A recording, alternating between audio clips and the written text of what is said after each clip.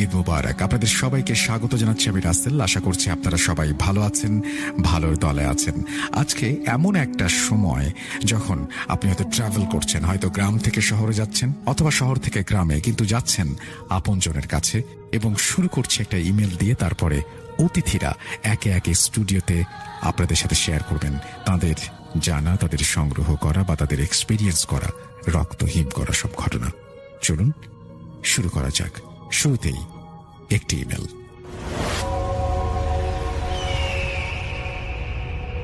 আজ আমি যার ঘটনা বলবো তার নাম হচ্ছে রাজ্জাক। সম্পর্কে তিনি আমার দুলাভাই। তো একদিন স্কুল থেকে এসে শুনি রাজ্জাক দুলাভাই মারা গেছেন। খবরটা শুনে গোসল শেষ করে তার বাসায় চলে যাই। আমি তার বাসায় গিয়ে তার লাশটা দেখে চমকে উঠি। তার পুরো শরীর হলুদ বর্ণের হয়ে গেছে। মনে হচ্ছিল না গায়ে এক ফোঁটাও রক্ত আছে, যেন কেউ তার শরীর থেকে সমস্ত রক্ত বের করে নিয়েছে। আমি সেখান থেকে বাসায় চলে আসি। বাসায় এসে আব্বুকে বিষয়টা বলতেই আব্বু যা বললেন তা শুনে আমি আরো চমকে উঠলাম। আব্বু বলল, গত কয়েকদিন থেকে রাজ্জাক সাহেবের পুরো জিহ্বা নাকি বাইরে বেরিয়েছিল। রাজ্জাক সাহেব নাকি সেটাকে দাঁত দিয়ে কামড়ে ধরেছিলেন। তার চোখ মুখ দেখে স্পষ্ট বোঝা যাচ্ছিল প্রচন্ড কষ্টে তিনি তার জিহ্বা কামড়ে ধরে আছেন। জিহ্বা কামড়ে ধরে থাকার কারণে সেখানে ক্ষত হয়ে রক্ত পড়ছিল। 3 দিন ধরে তিনি এইভাবে ছিলেন। এই 3 দিন তিনি না কিছু খেতে পেরেছেন, না কিছু বলতে পেরেছেন। তিনি শুধু মাঝে মাঝে কষ্টের জন্য গোঙানি ছাড়ছিলেন। এই 3 দিন ধরে অবিরাম রক্ত ঝরেছিল তার জিহ্বা দিয়ে। আজ 4র্থ দিন এসে তার মৃত্যু হলো। আমি আব্বুকে জিজ্ঞেস করেছিলাম কি কারণে তার এমন হলো। আব্বু বলতে পারেননি। আমি আরেকটু খোঁজ খবর নিতেই জানতে পারলাম যে আসলে প্যারানর্মাল কোনো এক কারণে তার মৃত্যু হয়েছিল। আপনাদের মনে নিশ্চয়ই প্রশ্ন উঠছে, রাজ্জাক সাহেব কি এমন করেছিলেন যে তার এমন পরিণতি হবে, বা আসলে তার সাথে কি হয়েছিল? প্রশ্নগুলোর উত্তর জানতে চাইলে আমাদের কয়েক মাস পেছনে যেতে হবে। সময়টা বর্ষাকাল। মাছ ধরা আব্দুর রাজ্জাক সাহেবের অনেক পছন্দের ছিল, বিশেষ করে রাতে কোচ দিয়ে মাছ শিকার করা। বর্ষাকাল এলেই তিনি প্রায় প্রতি রাতেই মাছ ধরতে যেতেন, কোনোদিন একা তো কোনোদিন কারো সাথে। এভাবেই দিন কাটছিল তার। আমাদের গ্রামের পাশে দুলালি তলার বিল নামের একটি বিল ছিল। বিলটা খুব বেশি বড় ছিল না, কিন্তু বর্ষাকালে বিলটাতে প্রচুর মাছ পাওয়া যেত। রাজ্জাক সাহেবের বাড়ি বিলের খুব কাছে ছিল। একদিন রাতে রাজ্জাক সাহেব দুলালি তলার বিলে মাছ ধরতে গিয়েছিলেন। সেদিন তিনি একা ছিলেন না, তার সঙ্গে মাছ ধরতে গিয়েছিলেন জব্বার মিয়া। জব্বার মিয়া আর রাজ্জাক সাহেবের বাড়ি পাশাপাশি ছিল। সম্পর্কে জব্বার মিয়া আমার চাচা হন। যাই হোক, ঘটনায় ফিরে আসি। সেদিন কোনো এক কারণে মাছ পাওয়া যাচ্ছিল না। হঠাৎ করে তাদের দুজনেরই চোখ পড়ে একটা বিশাল আকৃতির শোল মাছের ওপর। মাছটি দেখা মাত্রই রাজ্জাক সাহেব মাছটিকে আঘাত করতে চাইলে জব্বার মিয়া বাধা দেন। কারণ আমাদের গ্রামে একটা ধারণা প্রচলিত আছে যে রাতে কোনো বড় আকৃতির মাছ দেখলে সেটাকে মারতে নেই। রাতে জিনেরা নাকি বড় মাছের আকৃতি ধারণ করে ঘুরে বেড়ায়। রাজ্জাক সাহেব মনে মনে ভাবেন জব্বার মিয়ার হয়তো মাছটি দেখে লোভ হচ্ছে, তাই সে নিজে মাছটিকে ধরবে বলে তাকে মাছটি ধরতে নিষেধ করছে। তাই রাজ্জাক সাহেব মাছটা ধরবে বলে সিদ্ধান্ত নেয়। রাজ্জাক সাহেব জব্বার মিয়াকে বলে, আজ যেহেতু কোনো মাছ পাওয়া যাচ্ছে না, তাই চলো আজ বাসায় ফিরে যাই। তারা দুজনেই বাসায় ফিরে আসে, কিন্তু রাজ্জাক মনে মনে অন্য কিছু ভেবে বসেছিলেন। আর তার এই ভাবনাটা যে তার জীবনের সবচেয়ে মর্মান্তিক সিদ্ধান্ত হবে, এটা তিনি ঘুণাক্ষরেও টের পাননি। তিনি বাসায় ফিরে আসার পর আবার বিলে ফিরে যান মাছটাকে ধরার জন্য। কিছুক্ষণ পর তিনি আবার মাছটাকে দেখতে পান। মাছটিকে লক্ষ্য করে তিনি কোচটাকে ছুঁড়ে মারেন, কিন্তু তিনি যতবারই চেষ্টা করছিলেন ততবারই তিনি ব্যর্থ হচ্ছিলেন। কিন্তু তার নিশানা অনেক ভালো ছিল। এর আগে কোনোদিন তাকে কোনো মাছ শিকার করতে এতবার চেষ্টা করতে হয়নি। তাই তার মনে এক প্রকার জেদ চেপে যায় যে সে মাছটাকে ধরবেই। এমন সময় তিনি মাছটিকে একটি জমির আইলের কাছে দেখতে পান। এবার মাছটিকে লক্ষ্য করে তিনি কোচটাকে ছুঁড়ে মারেন। এইবার আর তিনি লক্ষ্যভ্রষ্ট হননি। কোচটা সোজা মাছটির ঘাড় বরাবর আঘাত করে। তীব্র একটা আর্তচিৎকার দিয়ে মাছটি চোখের সামনে থেকে অদৃশ্য হয়ে যায়। এবার রাজ্জাক সাহেব ভয় পেয়ে যান, কারণ মাছেরা তো চিৎকার করতে পারে না, আবার এভাবে চোখের সামনে থেকে অদৃশ্য হয়ে যেতেও পারে না। তাহলে এটা কি ছিল? প্রশ্নটা তার মনের ভেতর আসতে তার শিরদাঁড়া দিয়ে ভয়ের একটা ঠান্ডা স্রোত বয়ে গেল। চারদিকে তাকিয়ে তিনি কোথাও একটা মানুষ খুঁজে পেলেন না। একে তো অনেক রাত, তারপর এরকম একটা ঘটনা ঘটে গেছে, তাই একা আর সেই বিলে থাকার সাহস করেননি। তিনি যত তাড়াতাড়ি পারেন বিল থেকে বাসায় চলে আসেন। রাজ্জাক দুলাভাইয়ের সঙ্গে ঘটা মর্মান্তিক ঘটনার শুরু এখান থেকেই। এরপর কিছুদিন যাবৎ তার সঙ্গে কোনো কিছু ঘটেনি। কোনো কিছু না হওয়ায় তিনি মনে করেছিলেন সবকিছু স্বাভাবিকই আছে, তাই তিনি আবার মাছ ধরতে যাবেন সিদ্ধান্ত নিলেন। তবে এবার আর দুলালিতলার বিলে না, এবার তিনি মাছ ধরতে যাবেন অন্য একটি বিলে। তো যেই কথা সেই কাজ, তিনি আবার মাছ ধরতে গেলেন। এবারের ঘটনাটা মাছ ধরার সময় ঘটল না, এবার ঘটনাটা ঘটল মাছ ধরে ফিরে আসার সময়। তিনি যেই বিলে মাছ ধরতে গিয়েছিলেন সেখানে যাওয়া আসার জন্য একটা পাকা রাস্তা ছিল। তিনি সেই পাকা রাস্তা ধরেই বাসায় ফিরছিলেন।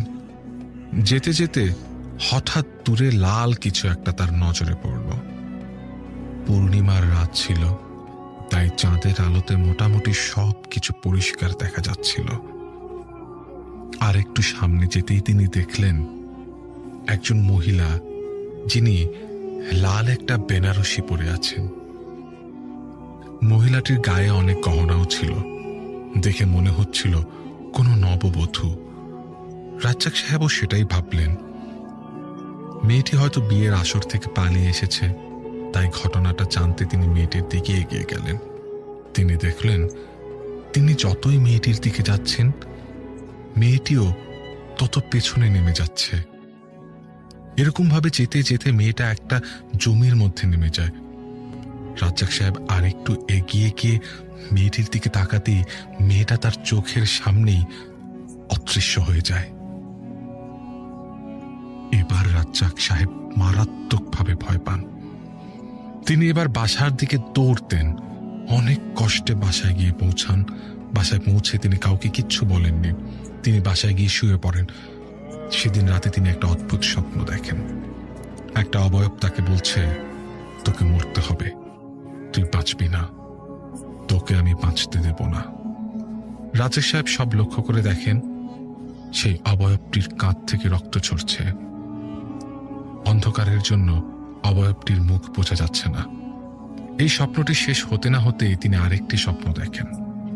স্বপ্নে তিনি দেখেন একটা লাল বেনারসি পরা মহিলা তাকে বলছে, তুই আমার পিছু ধাওয়া করেছিলি, আমি বিরক্ত হয়েছি, তোর আমাকে পিছু করা উচিত হয়নি, এর শাস্তি আমি তোকে দেব, তোকে আমি মেরে ফেলব। স্বপ্ন দুটি দেখার পর রাজ্জাক সাহেবের ঘুম ভেঙে যায়। তিনি প্রচন্ড ঘামছিলেন। সেদিন রাতে আর কিছুই ঘটেনি। পরদিন সকালে তিনি সেই স্বপ্নগুলোকে স্বপ্ন ভেবে তেমন পাত্তা দিলেন না। এরপর যত সময় যেতে থাকে রাজ্জাক সাহেব একটু একটু করে অসুস্থ হয়ে যেতে থাকেন। প্রথমে ভাবেন ভয় পেয়েছেন, তাই হয়তোবা অসুস্থ হয়েছেন, তাই তিনি পানি পড়া, ঝাড়ফুঁক ইত্যাদি নেন। তিনি আরো বেশি অসুস্থ হয়ে পড়েন। তখন তাকে ডাক্তার দেখানো হয়, কিন্তু কিছুতেই কিছুই হচ্ছিল না। ডাক্তারের চিকিৎসা করতে করতে কেটে যায় বেশ কিছু মাস। ক্রমশ তার অবস্থার অবনতি হচ্ছিল। তিনি তখনও পর্যন্ত তার সাথে ঘটা ঘটনাগুলো পরিবারের সাথে শেয়ার করেননি। যখন তার অবস্থা একেবারেই খারাপ, তখন তিনি তার ঘটনাগুলো পরিবারের সাথে শেয়ার করেন। ঘটনাগুলো শোনার পর তারা একজন কবিরাজের শরণাপন্ন হন। কবিরাজ তাদের বলেন, আপনারা রোগী আনতে অনেক দেরি করে ফেলেছেন, এনাকে তো প্রায় শেষ করে ফেলেছে, এখন কেউ আর কিছু করতে পারবে কিনা কি হয়েছে জানতে চাইলে কবিরাজ বলেন, রাজ্জাক সাহেবের ওপর 2টি জিন আসর করেছিল। একটা ছিল দপ্তরিদের করমচা গাছের, অন্যটি ছিল লিশনতলার বিলে। বলে রাখা ভালো, পরের বার রাজ্জাক সাহেব যে বিলটিতে মাছ ধরতে গিয়েছিলেন সে বিলের নাম ছিল লিশনতলার বিল। প্রথম যে জিনটি ছিল সে ছিল প্রচণ্ড রাগী ও বদমেজাজি। রাজ্জাক সাহেব প্রতিদিন মাছ ধরতে যেত, তাই তার উপর জিনটির রাগ ছিল, কারণ প্রতিদিন রাতে জিনটি ঘুরতে বের হতো। সেদিন রাতে জিনটি শোল মাছের আকৃতি ধারণ করে ঘুরছিল। রাজ্জাক সাহেব মাছ মনে করে তাকে আঘাত করে। আঘাতটা লাগে তার ঘাড় বরাবর। এতে জিনটি মরতে মরতে বেঁচে যায়। তাই জিনটি নিজের ওপর আঘাতের বদলা নেওয়ার সিদ্ধান্ত নেয়। রাজ্জাক সাহেবকে সে মেরে ফেলতে চায়। রাজ্জাক সাহেবের ওপর জিনটি আসর করে। তার শরীর থেকে জিনটি রক্ত শুষে নিতে থাকে। সেদিন রাতে প্রথম স্বপ্নে তিনি যে অবয়বটিকে দেখেছিলেন সেটি ছিল এই জিন। জিনটা তার শরীরের প্রায় সব রক্তই শুষে নিয়েছিল। তাই রাজ্জাক সাহেবকে আর কারো পক্ষে বাঁচানো সম্ভব ছিল না। তাও কবিরাজ চেষ্টা করে দেখতেন যদি তার শরীরের দ্বিতীয় জিনটি না থাকতো। কবিরাজ জানান তিনি চেষ্টা করে হয়তো বড়জোর দ্বিতীয় জিনটাকে তার শরীর থেকে আলাদা করতে পারবেন, কারণ দ্বিতীয় জিনটির কাছে রাজ্জাক সাহেবকে মেরে ফেলার মতো যথেষ্ট কারণ নাই। দ্বিতীয় জিনটি রাজ্জাক সাহেবকে আসর করেছিল লিশনতলার বিলে। এই সেই মেয়ে জিন যাকে রাজ্জাক সাহেব সেদিন রাতে বিয়ের সাথে দেখেছিলেন। জিনটির দিকে এগিয়ে যাওয়াই তার ভুল ছিল।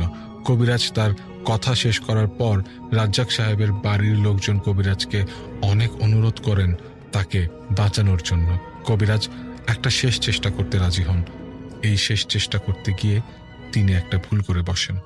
বাড়ি বন্ধ করলে নাকি 3 দিক থেকে করতে হয়, একদিক খোলা রাখতে হয় যাতে আসর করা জিনটি বেরিয়ে যেতে পারে। কিন্তু কবিরাজ বাড়ির 4 দিক থেকে বন্ধ করে দেয়, যার ফলে জিনটি বাড়ি থেকে বের হতে পারেনি। তাই জিনটি আরো বেশি রেগে রাজ্জাক সাহেবকে শেষ আঘাতটা করে, যার ফলে রাজ্জাক সাহেবের এই করুণ পরিণতি হয়। এখন যেটা করব সেটা হচ্ছে সরাসরি চলে যাব আমরা আমাদের প্রথম অতিথি হিসেবে আছেন আজকে আফনান ভাই, তার কাছে চলে যাব এবং তার কাছ থেকে একটা ঘটনা শুনে আসবো। আশা করছি যে এই ঘটনাটা আপনাদের অনেক বেশি ভালো লাগবে। চলুন শুরুতেই চলে যায় আফনান ভাইয়ের কাছে। প্রিয় লিসেনার্স, আসসালামু আলাইকুম, ঈদ মোবারক। আমি আফনান, আশা করি সবাই ভালো আছেন, সুস্থ আছেন। আজকের ঈদ স্পেশাল আয়োজনের এপিসোডের সাথে যুক্ত হচ্ছেন বা পরবর্তীতে হবেন, সকলকে জানাচ্ছি শুভেচ্ছা ও ভালোবাসা। এখন যে ঘটনা আপনাদের সাথে শেয়ার করব, এই ঘটনাটি আমাদেরকে যিনি পাঠিয়েছেন মোহাম্মদ লিটন মিয়া ভাইয়ের ঘটনা।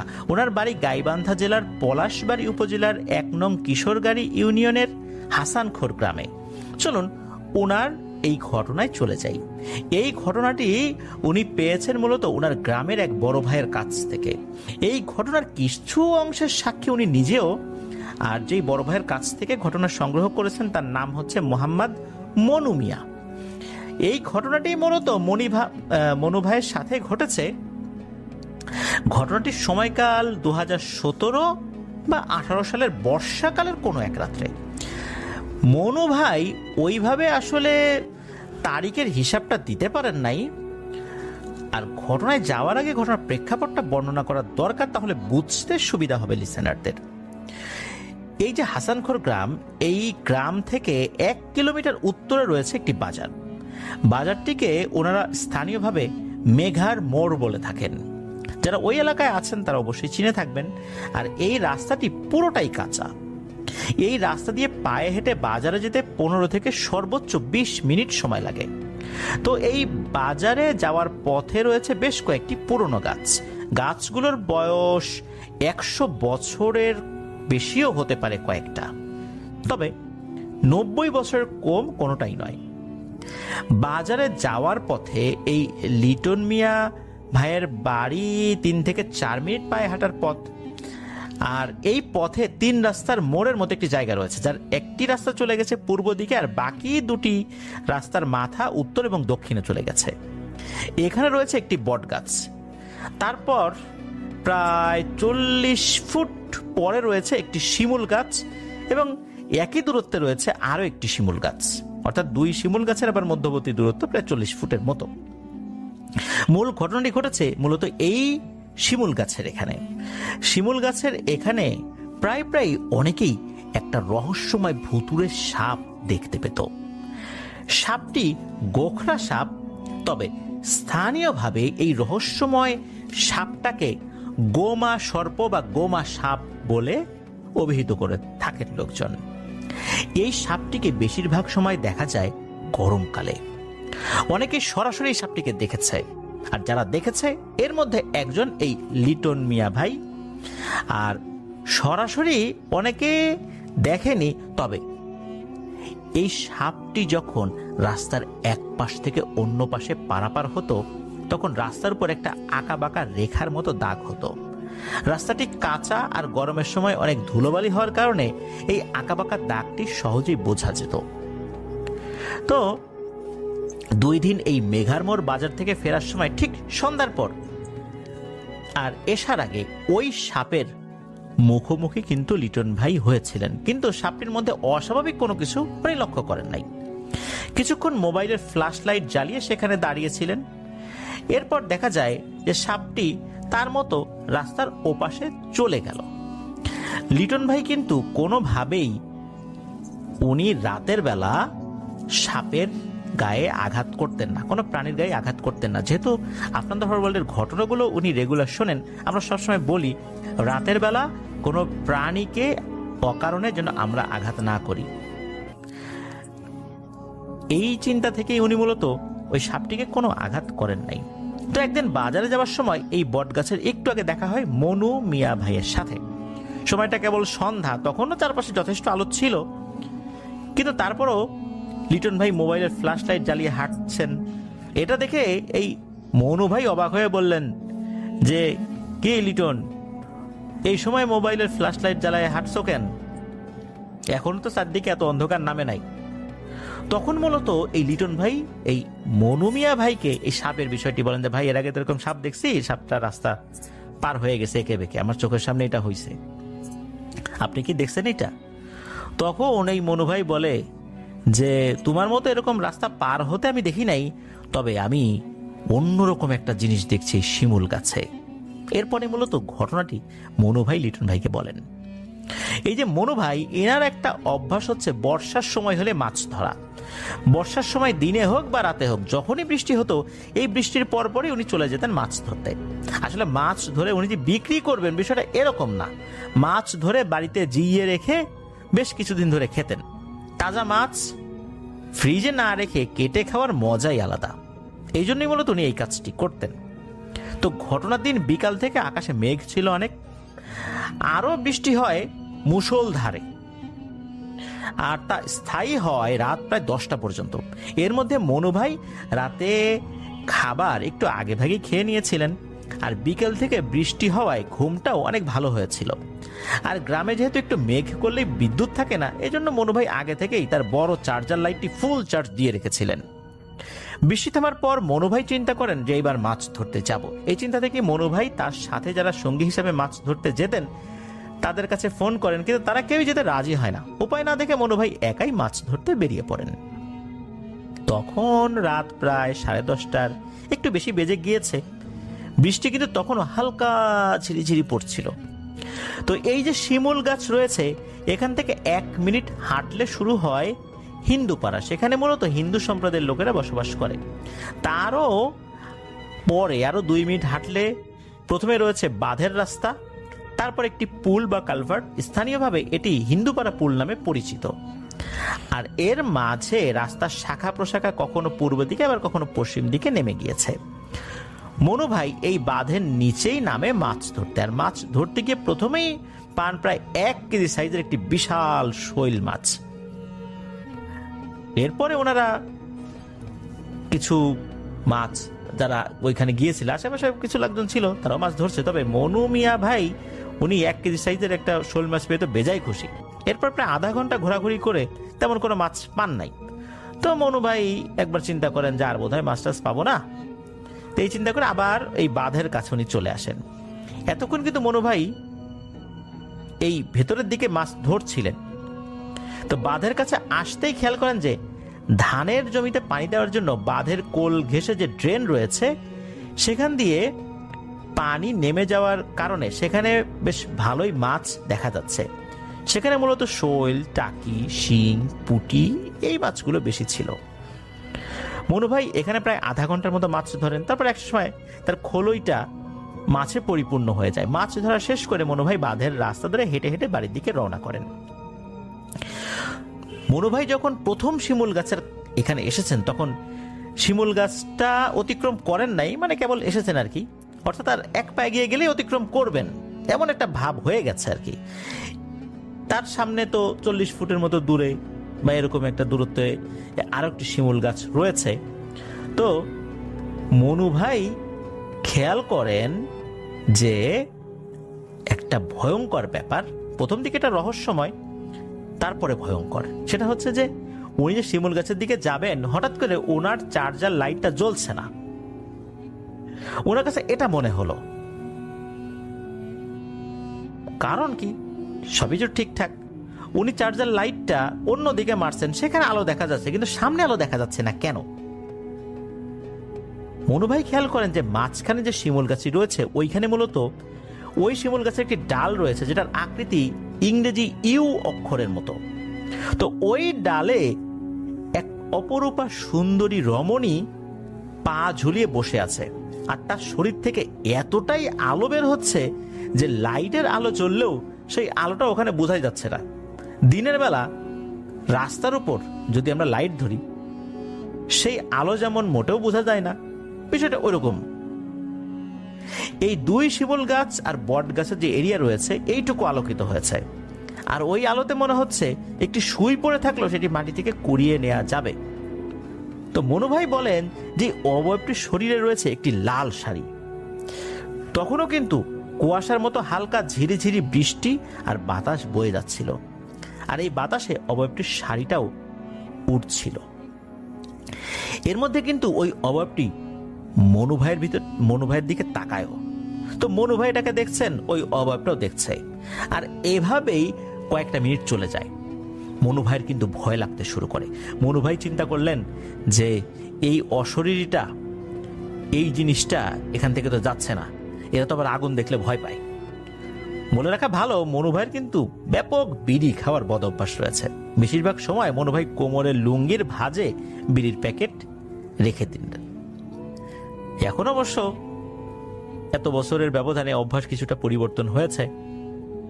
তো বিড়িতে আগুন লাগিয়ে মনু ভাই একটার পর একটা টানছেন আর মনে মনে ভাবছেন যেখানে দাঁড়িয়ে থাকবো নাকি মাঠের মধ্য দিয়ে দৌড় দেব। এ কথা ভাবতে ভাবতে মনু ভাই দেখেন যে তার পেছনে একটা মোটর সাইকেল আসছে, আর এই মোটর সাইকেল আসার কারণে এই অশরীরীটা আস্তে আস্তে করে মিলিয়ে গেল, তার আলোটাও মিলিয়ে গেল, সেও অদৃশ্য হয়ে গেল। এরপর মনু ভাই বাড়িতে চলে আসেন কোনো সমস্যা ছাড়াই। এরপর মনু ভাইয়ের সাথে আর কোনো সমস্যা হয়নি। এই শিমুল গাছকে কেন্দ্র করে আরো ঘটনা কিন্তু রয়েছে, অনেক লোক কাহিনীও প্রচলিত রয়েছে। এই যে সাপটা, এই গোমা সাপ, এই গোমা সাপটাই মূলত নাকি এই অশরীরীটা। সেই মূলত সাপের বেশে বিভিন্ন সময় চলাফেরা করে, কখনো কখনো মানুষ দেখে, কখনো কখনো তার চলাফেরার আলামত সে রেখে যায়। আর এই জিনিসটাকেই এক সুন্দরী রমণীর রূপে এই মনু মিয়া ভাই দেখেছিলেন, এটাই উনি জানিয়েছেন।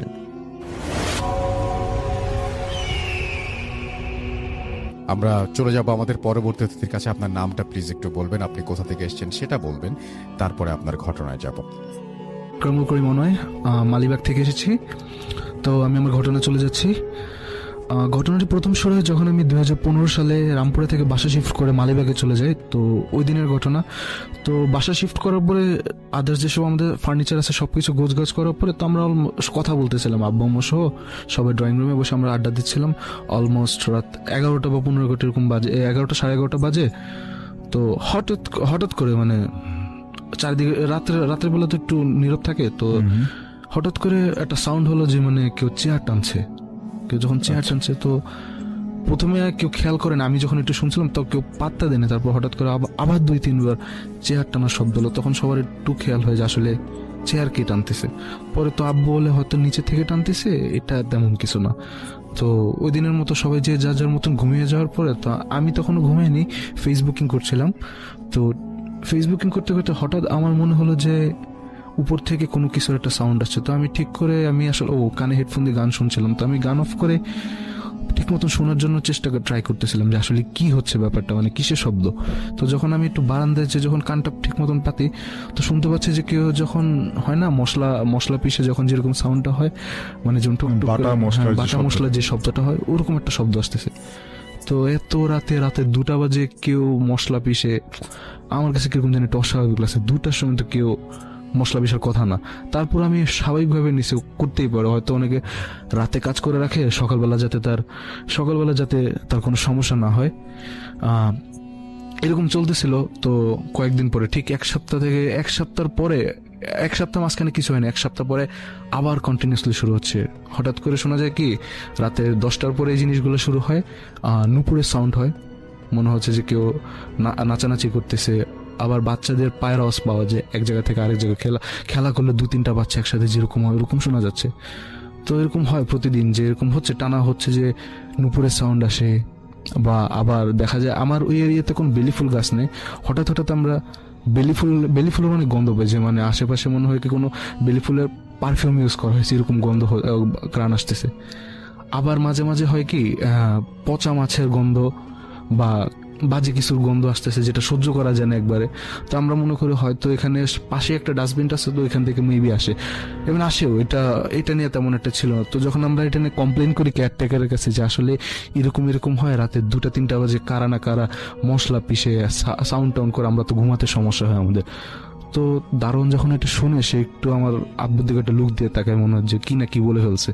তো সে কথাটা না অন্যদিকে ভাড়ার কথা বলে বা বিলের কথা বলে অন্যদিকে কথাটা ঘুরে এনেছে, কথাটার জবাব সে দেয়নি। তো আব্বু আর জিজ্ঞেস করে না, কি না কি জিজ্ঞেস করবে, এটা বলার মতন তো কিছু না। তো আব্বা জিজ্ঞেস করে না, ঠিক 15 থেকে 16 দিন পরে বিল নেওয়ার ডেট যেটা যেদিন থাকে, উনি না আসেনি, কেয়ারটেকার আঙ্কেল আসেনি। তো আব্বু নিজে গেছে তার কাছে বিল দিতে, যায় দেখে যে তার অনেক জ্বর গায়ে।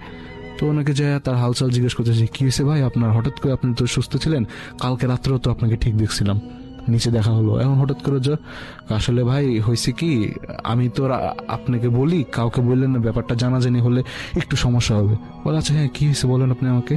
তো উনি বলতেছিল যে আসলে আমি তো আপনারা তো আমাকে দেখছেন যে আমি প্রতিদিন 5 ওয়াক্ত নামাজ পড়ি, একজন পরহেজগার ব্যক্তি, আমি হাফেজও। তো আমি না কালকে কাজ করতে করতে এতটাই টায়ার্ড হয়ে গেছিলাম, আমার না ঈশার নামাজ পড়ার কথা মনে ছিল না, আমি পড়বো করে আর পড়া হয়নি, শুয়ে পড়ছি, আমার ঘুম চলে আসছে। তো অলমোস্ট রাত 3টা-3:30 বাজে এই সময় আমার হঠাৎ করে ঘুম ভেঙেছে। ঘুম ভাঙার পর আমার মনে হয় কি, তখন কিন্তু গ্রীষ্মকাল চলছিল, হ্যাঁ মানে কত বাংলাদেশের মাঝখানে হয়েছিল না 40 ডিগ্রি পর্যন্ত গরম হয়েছিল ওইরকম ওই সময়টায়। তো এত গরমের মধ্যে হঠাৎ করে আমার ঘুম ভেঙে গেছে, পানি তৃষ্ণা পেয়েছিল, কিন্তু মনে হচ্ছিল যে আমার গ্যারেজের মধ্যে কেমন এসি ছেড়ে দিয়েছে, মানে এত ঠান্ডা, আমি এত ঠান্ডা ফিল করতেছিলাম, কিন্তু ঠান্ডা আসার তো কোশ্চেন নাই। তারপর আমার কাছে মনে হলো যে রাতের বেলা রাত গভীর হলে হয় এরকম ঠান্ডা তো পরে। তো আমি উঠতে যাবো, আমার কাছে কেন যেন মনে হচ্ছে আমি উঠতে পারতেছি না, আমি আমার শরীরের শক্তি হারিয়ে ফেলছি, আমার পুরো শরীরে কোনো শক্তি নেই, আমি শুধুমাত্র কথা বলতে পারতেছি বা ঘাড় লাড়াতে পারছি। তো হঠাৎ করে আমি ফিল করলাম যে যখন আমি বাম দিকে তাকিয়েছিলাম, তো আমার মনে হলো যে আমি মনে হলো না, আমি একবার ঠিক স্পষ্ট দেখতে পাচ্ছিলাম যে 2টো অবয়ব ছায়ামূর্তি আমার দিকে আসছে, একটা পুরুষ আর একটা মহিলা। এটা বোঝা যাচ্ছে যে মহিলা তার চুলের কারণে তার পা দেখা যাচ্ছিল না, যে পা আছে কি নাই এটা দেখা যাচ্ছিল না। কিন্তু যখন আমি পুরুষটার দিকে লক্ষ্য করলাম, এতটুকু বুঝতে পারছি তারা হাঁটছিল না কেউই, তারা সবাই শূন্যে ভেসে আসছিল। মানে এটা দেখে আমি রাত্রিবেলা হতবাক হয়ে গেছে যে আসলে আমি এটা কি দেখছি, আসলে কি ঠিক না ভুল দেখছিলাম। ক্লিয়ার করার জন্য আমি না আসলে একটু বের হয়ে যখন দেখতে যাব, তখন আমি বের হতে পারছিলাম, আমার পুরো শরীরে আমার শক্তি নেই, কিরকম জানি একটা লাগতেছিল। তো আস্তে আস্তে তারা যখন আমার দিকে যতই অগ্রসর হচ্ছে, ততই আমি শক্তি হারিয়ে ফেলছিলাম। একটু আগে যে কথা বলতে পারতাম, দোয়া দূরত পড়তে পারতাম, ওইটাও আমি বলতে পারতেছি না, আমার মনে বোবা ধরলে যা হয়, আমি মনে বোবা হয়ে গেছি এরকম লাগছিল। তো তারা যখন আমার এক পর্যায়ে যখন আমার সামনে চলে আসে, তখন আমি আয়াতুল কুরসি পড়ার অনেক ট্রাই করতে অনেকক্ষণ মনে করেন একটা তাদের সাথে দস্তাদস্তি হলো, তারা মানে আমাকে মেরে ফেলবে এরকম টাইপের কিছু একটা করতে চাচ্ছিল। তো অনেক কষ্টে আমি আয়াতুল কুরসি পড়ি, 1 লাইন কিংবা 2 লাইন এরকম কাছাকাছি পড়ার পরে আমার মনে হলো যে কেউ আমাকে বাম গেলে অনেক জোরে একটা থাপ্পড় মারছে, যেটার পরে আমার আর কিছু মনে ছিল না, আমি মেবি সেন্সলেস হয়ে গেছিলাম। তার কিছু পরে আজান দূর থেকে আজানের সাউন্ড ভাসার পরে ভেসে আসতেছিল। তখন আমি দেখলাম যে যথারীতি ওই ছায়ামূর্তিগুলো উপর দিকে চলে যাচ্ছিল। তো এটা দেখে আমার আসলে অনেক ভয় পেয়েছে। তখন আমি হাত পা নাড়াতে পারছিলাম। উঠে আমি কোনো মতে নামাজটা পড়ার পরে যখন শুয়েছিলাম, তারপরে সকালে উঠে দেখে যে আমার অনেক জ্বর, আসলে আমি হাঁটাচলা করতে পারছিলাম না, এরকম একটা অবস্থা। তো আব্বু ঘটনাটা শুনলো, আব্বু আসলে একটু অবাক হয়ে গেছে যে একটা বাসা চেঞ্জ করে আসলাম, মাত্র 1 মাসও হয়নি, 15-16 দিন চলছে, তার মাঝে এরকম একটা কাহিনী। আসলে এটাকে কিভাবে উনি ডিসক্রাইব করবে, উনি আসলে কোনো ভাষা খুঁজে পাচ্ছিলেন না। আবার আমার আব্বু একটু মানে সাইন্টিফিক মানুষ, তো মানে সব ওইভাবে চিন্তা করে। তিনি মনে করছে হয়তো কারণ ভুল দেখতে পারে, সারা রাত ধরে ডিউটি করে তো জাগে, তারা রাত জাগার ভুল, ইনসোমিয়াটা হতে পারে। তো তিনি এগুলো পাত্তা না দিয়ে তিনি বাসায় এসে কাউকে বলেও নাই। এই ঘটনাটা আরো পরে জানছি, কয়দিন আগে জানছি, তিনি কাউকে বলেও নাই। তো এইভাবে চলছে, প্রতিদিন আমরা এরকম শব্দ শুনি, উপরের সাউন্ড, আবার হঠাৎ এমন কিছু সাউন্ড আসে যে এমন কিছু জিনিস ফিল করতে পারি। যেমন রাতে 2টা বাজে হঠাৎ করে ঘুম ভেঙে গেছে, মনে হচ্ছে যে কেউ বিরিয়ানি রান্না করছিল, এরকম গন্ধ পাওয়া যায়। আবার হঠাৎ করে মনে হয় কি অনেক দূর থেকে কেউ আপনার নাম নিয়ে ধরে ডাকছে, এরকম সাউন্ড আসে যে এত রাতে কে আমার নাম। সেটা আপনার পরিবারের সবাই মিলে শুনতে পেতেন? হ্যাঁ, কেউ না কেউ ফিল করতো। মানে আজকে হয়তো আমি করছি, কালকে হয়তো আমার ছোট বোন, বা পরে আমার আব্বু আম্মু। আবার এমনও হতো যে একসাথে সবাই শুনতে পাচ্ছে যে কেউ আমার নাম নিয়ে ডাকছে। তো এগুলো আমরা কেউ পাত্তা দিতাম না, আমলে নিতাম না, যে এরকম করছে, এটা ইউজ টু হয়ে গেছে। এখন মনে হয় কি না হলেও মনে কিরকম জানি লাগে যে আর শব্দ হচ্ছে না আজকে। তো যাকে এরকম করে চলতে ঈদের কয়েকটা বছর পার করি, অলমোস্ট 3-4 বছর আমাদের চলে যায়, পার করি, ঠিক মতো কোনো সমস্যা হয়নি, আমরাও কিছু ফেস করতেছি না। কিন্তু এই ব্যাপারগুলো নিয়মিত হচ্ছে, এগুলো নিয়মিত হচ্ছে আমরা আপনারা অ্যাজ ইউজুয়াল এটাকে মানিয়ে নিয়েছি, ইউজ টু হয়ে গেছে আমরা এটার সাথে। তো হঠাৎ করে আজকে 3 থেকে 4 বছর পরে যেটা এখন এরকম শব্দ তো হয়। তো বেশি দিন না, 1 মাস আগের কাহিনী, কোরবানিদের সময়। এই কোরবানিদের সময় তো আমি গরু টরু কিনে আনছি, তো অনেক টায়ার্ড ছিলাম, যেহেতু যে যার মতন ঘুমিয়ে গেছে। আমিও আমার রুমে চলে গিয়ে ফ্রেশ হয়ে ঘুম আসছিল না, কিন্তু অনেক টায়ার্ড লাগছিল, যার কারণে আমি ফেসবুকিং করতেছিলাম, ফ্রেন্ডদের সাথে কথা বলছিলাম। ঠিক ঘুম আসবে এরকম একটা সময় আমার কেন জানি মনে হলো যে আমার রুমে কেউ আছে, এবং খুব ঠান্ডা লাগছে আমার কাছে। যদিও বলে রাখি আমার রুমে কোনো এসি নাই, এয়ার কন্ডিশনার নাই আমার রুমে। তারপর আমার কাছে মনে হচ্ছিল যে এসির পাওয়ার যদি 15-16তে দিলে যেরকম হয়, আমার কাছে ঠিক ওরকম লাগছিল। তো আমার একটু অবাক হয়, আসলে এরকম হওয়ার তো কোনো কথা নেই। তো আমি যখন হঠাৎ করে একটু উঠে যাবো, পানি খেতে যাওয়ার পর আমার রুমে একটা কোণা আছে, এরকম একটা টেবিলের সাইডে একটা কোণা আছে। কোণার মধ্যে আমি দেখতে পাই যে এনাবেল ক্রিয়েশনের মধ্যে যে একটা পিচি থাকে না, মানে পুতুল নিয়ে দাঁড়িয়ে থাকে, ঠিক ওরকম একটা পিচি, সাদা জামা পরা, তার চুলগুলো কালো, তার চোখগুলো লাল বর্ণের। আমি দেখতে পাই সে ঠিক পুতুল নিয়ে দাঁড়িয়ে ছিল। 30 সেকেন্ডের মতন আমি দেখেছিলাম। ওটা দেখার পর আমি না ওই জায়গায় স্টাক হয়ে যাই, মানে আসলে আমি এটা কি দেখলাম। আমি ওখান থেকে না পারতেছি নড়তে, না পারতেছি কুদিয়ে যেতে। আমি আমার শরীর অবশ হয়ে আসতেছিল। আমি আসলে বলে বোঝাতে পারবো না ওই সময়টা আমার কাছে যে আসলে কিরকম লাগছিল। আমি মানে আপনি বুঝতে পারছেন আমার ভয়েসে এখনো অনেক কাঁপতেছে। আমি এখানে আপনি শেয়ার করতে পারেন। ইমাজিন করলে এখন আমার গায়ে আমার লোম দাঁড়িয়ে যায়। আমি যখন এটা দেখলাম, তো আসলে আমি তো অবিশ্বাস করার মতন জিনিস, আসলে আমি এটা চিন্তাও করিনি যে আসলে আমি এমন কিছু একটা দেখবো, তাও ঈদের আগের দিন। তো যাক, এটা যখন 30 সেকেন্ডের মতো দেখার পরে সেটা আমার সামনে থেকে গায়ে ভ্যানিশ হয়ে যায়। তো আমি পানি টানি খেয়ে ফ্রেশ হয়ে এসে, তো আমি যখন শুতে যাব, আমার হঠাৎ কেন জানি আমার জানলার দিকে আমার চোখ গিয়েছিল। তো জানলার দিকে চোখ যাওয়ার পরে আমার কেন জানি মনে হলো যে আমি একটু বারান্দায় যাই, বারান্দায় গেলে হয়তো আমার ভালো লাগবে, রিফ্রেশ লাগবে আমার কাছে। তো আমি যখন বারান্দায় যাই, ঠিক বারান্দার কোনায় আমার হঠাৎ করে চোখগুলো, আমি আবার দেখতে পাই যে ঠিক ওই মেয়েটাই তার পুতুল সহ, এবার সে দাঁড়িয়ে না, আমার বারান্দায় যে গ্রিল আছে সেটার মধ্যে ঝুলে আছে, এবং দোলনা থাকলে দোলনাতে যেরকম দোলে না, সেরকম করে সে দুলতেছে। পুরো 1 মিনিটের মতন আমি এই জিনিসটা দেখেছি। সে দুলছিল, একবার এদিকে যাচ্ছে, একবার ওদিকে যাচ্ছে, তার পুতুলটা তার হাতে, এবং পুতুলটা দেখে মনে হচ্ছে পুতুলটা অনেক জীবন্ত, তার চোখ ছলছল করছিল, চোখটা কথা বলছে, এরকম লাগে আমার কাছে। তো আমি এই জিনিসটা দেখার পর না পুরোপুরি হতভম্ব হয়ে যাই, পুরো শরীর আমার অবশ হয়ে যায়। আসলে আমি এটা কি দেখলাম, কি করবো। আমি আমার ফোন খুঁজতেছিলাম যে আসলে আমার ফোন কই, মানে কাউকে ফোন দিব বা কিছু। আমি ওই জায়গা থেকে লড়তে পারছিলাম না।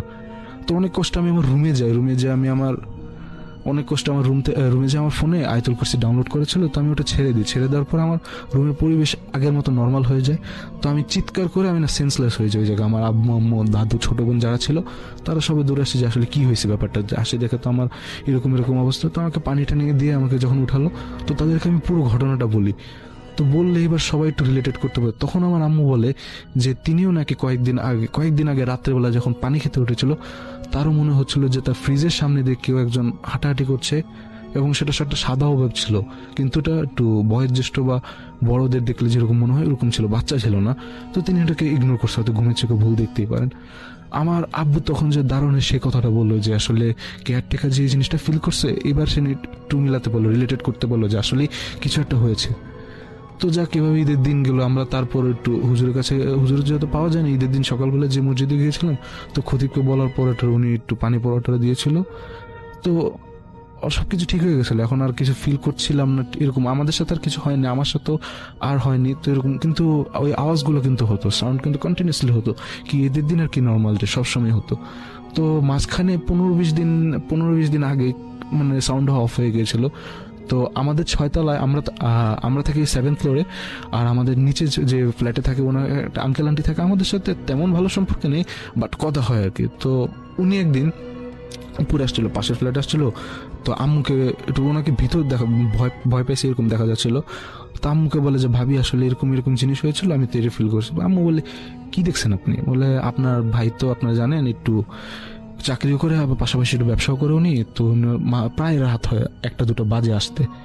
তো আমি প্রতিদিনের মতন এভাবে তার জন্য ওয়েট করছিলাম। তো দরজা খুলে আমি সোফায় বসে আছি যে আসলে তিনি যখন আসবেন তো একসাথে যাব। তো অলমোস্ট রাতের 1:30 থেকে 2 বাজে এরকম একটা টাইমে, 1:30 থেকে 2, হ্যাঁ এরকম একটা টাইমে আমার বাসায় এসি নাই, এবং আমি দরজা খুলে বসেছিলাম। হালকা একটা ঠান্ডা বাতাস ছিল, কিন্তু ঠান্ডা বাতাসটা যতটুকু ঠান্ডা হওয়ার কথা ছিল তার থেকে অস্বাভাবিক। শৈত্যপ্রবাহ হলে যেরকম বাতাসটা আসে না, ওরকম একটা বাতাস আসছিল, মনে হয় যে এসি কেউ ছেড়ে দিয়েছে, অনেক ঠান্ডা এরকম একটা। আমি অস্বাভাবিক লাগা শুরু করছি, মানে এরকম কেন লাগছে। তো আপনার ভাই যখন বাসায় চলে আসে, তো তিনি যখন দরজায় ঢুকবেন, সোফায় বসছে, টায়ার্ড ছিল, তো হাতে থেকে টিফিন ক্যারিয়ারটা রাখছিল। তো হঠাৎ করে আমাদের চোখ গেল উপরের দিকে, আমরা দেখতে পাই যে 2 অবয়ব, সাদা অবয়ব, তারা নিচের দিকে নামছে। তাদের চেহারা দেখা যাচ্ছিল না চুলের কারণে, চুল পা পর্যন্ত ঝুলে আছে চুল, আর বোঝা যাচ্ছিল না তারা কি হেঁটে হেঁটে আসছিল না শূন্যে ভেসে আসছিল। তো হঠাৎ করে তারা যখন নিচে নামতে যাবে, তখন তাদের পায়ের দিকে যখন আমি খেয়াল করি, তারা আসলে কেউ হাঁটছিল না, শূন্য উপর ওঠানামা করছিল। আর বলে রাখা ভালো, তারা যখন এরকম উপরে ওঠানামা করছিল, তখন লাইট, বিদ্যুৎ চমকালে যেরকম লাইট অন অফ হয় ওরকম হচ্ছিল বারবার। এটা দেখে আমরা আসলে বলার মতন কিছু ছিল না, আমরা পুরো স্টাক হয়ে যাই, জায়গায় চুপ হয়ে যাই যে আসলে কি দেখছি, এটার জন্য তো আমরা প্রস্তুত ছিলাম না। আপনার ভাই কোনো মতন টিভিটা ছেড়ে ইসলামিক চ্যানেল আগে দেওয়া ছিল, যেহেতু আমরা একটু ইসলামিক মাইন্ডের মানুষ, ইসলামিক চ্যানেলগুলো দেখে মক্কার একটা চ্যানেল দেওয়া ছিল, তো ওখানে সূরা পড়া হচ্ছিল। তো যদি সাউন্ড বাড়ানোর সাথে সাথে যে কাজটা হয়, সবকিছু আগের মতো নর্মাল হয়ে যায়, অটোমেটিক লাইট জ্বলে ওঠে, না কোনো ঠান্ডা না কোনো অবয়ব, কিছুই ছিল না, আগের মতন সব নর্মাল হয়ে যায়। তো এটা দেখে একটু ভয় পেয়ে, অনেকটা ভয় পেয়েছি, একটু না আসলে আমরা এখন বিশ্বাস করতে পারছিলাম যে কি হচ্ছে। তো আমার ঘটনা। আমরা চলে যাব আমাদের পরবর্তী অতিথির কাছে। আপনার নামটা প্লিজ একটু বলবেন, আপনি কোথা থেকে এসেছেন সেটা বলবেন, তারপরে আপনার ঘটনায় যাব। আসসালামু আলাইকুম রাসেল ভাই। আসসালামু আলাইকুম লিসেনার, আমি জুবায়ের ধানমন্ডি থেকে এসেছি। তো কথা না বলে আমি আমার ঘটনায় চলে যাই। ঘটনাটি আমার এক মামাকে নিয়ে, আমার সম্পর্ক নিয়ে, আমার মায়ের ফুফাতো ভাই। ঘটনাটা ঘটেছে 2015-এ ওনার সাথে ঘটেছে, এবং ওনার ফ্যামিলির মেম্বারদের সাথেও ঘটেছে। ঘটনাটি ঘটেছে চাঁপাইনবাবগঞ্জের আমনোর এলাকায়। আমনোর এলাকাটা পুরো একটা বরেন্দ্র অঞ্চল, পুরো ফাঁকা মাঠ, এবং মাঝে মাঝে কয়েকটা জনবস্তি এরকম আর কি। তো ওনাদের বাসার ছিল আমনোরা কেন্দুলে। ওনাদের বাসার পাশেই ছিল একটা পুকুর, খুব গভীর না।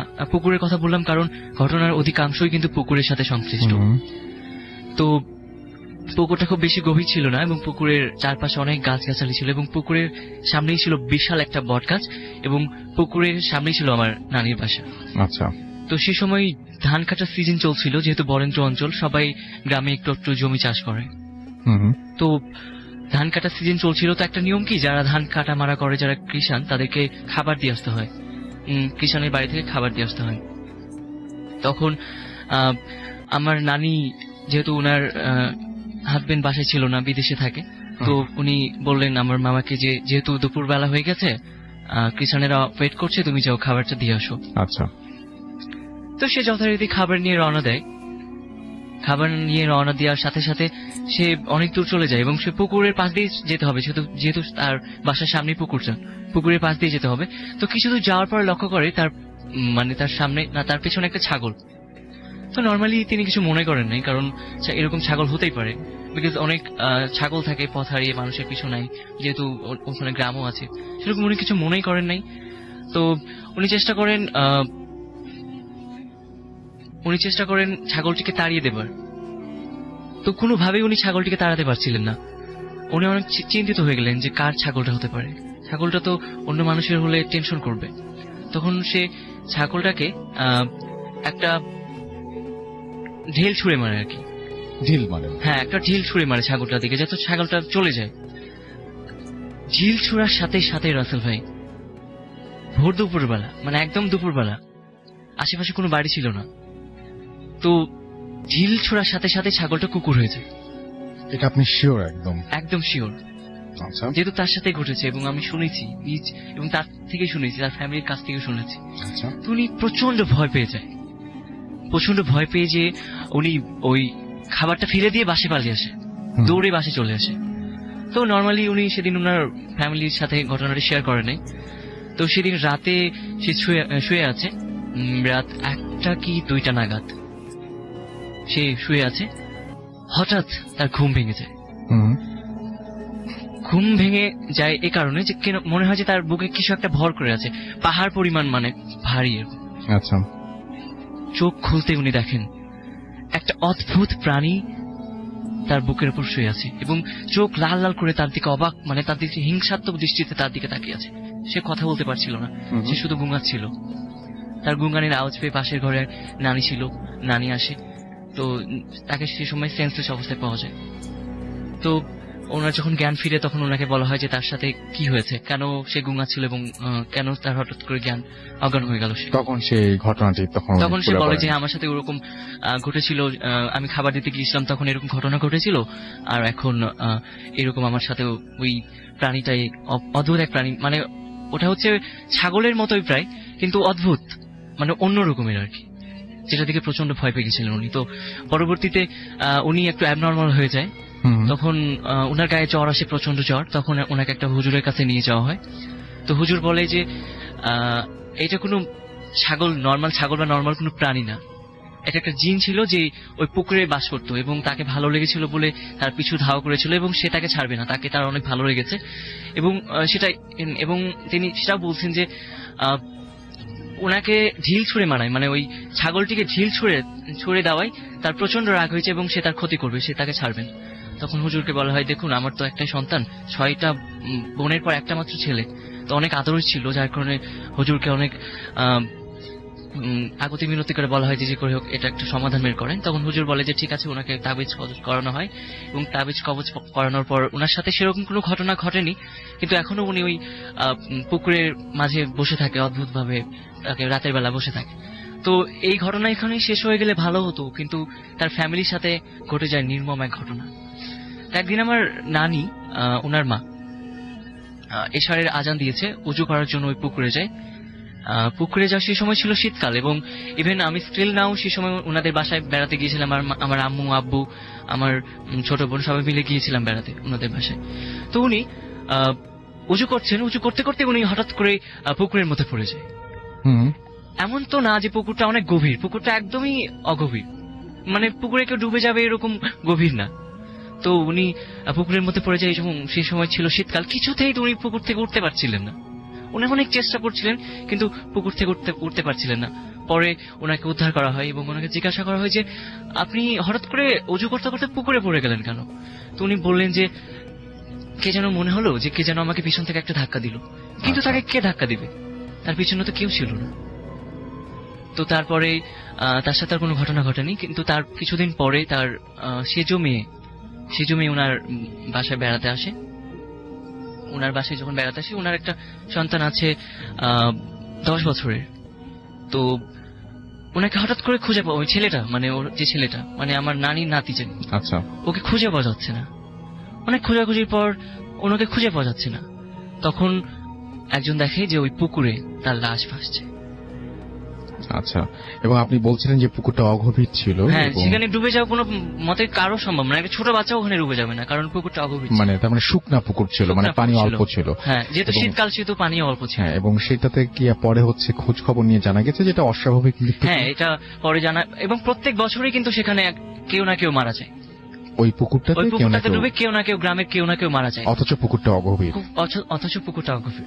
এবং ভাইয়া পুকুরটা অনেকবার বন্ধ করে দেওয়ার চেষ্টা করেছিল যার পুকুর ছিল, কিন্তু পুকুরটা কোনোভাবেই বন্ধ করা সম্ভব হয় নাই। বিকজ যতবারই বাড়িওয়ালা বা পুকুরওয়ালা বন্ধ করতে গিয়েছে, ততবারই তার সাথে কোনো না কোনো খারাপ কিছু ঘটেছে। তার হয়তো কখনো তার গরুটা মারা গিয়েছে, কখনো তার ফ্যামিলি মেম্বারদের সাথে অ্যাবনর্মাল কিছু ঘটেছে। এই পুকুরটা কিন্তু মানে করা যায়নি, বন্ধ করা যায়। বন্ধ করা। তো রাসেল ভাই, এই ছিল আমার ঘটনা।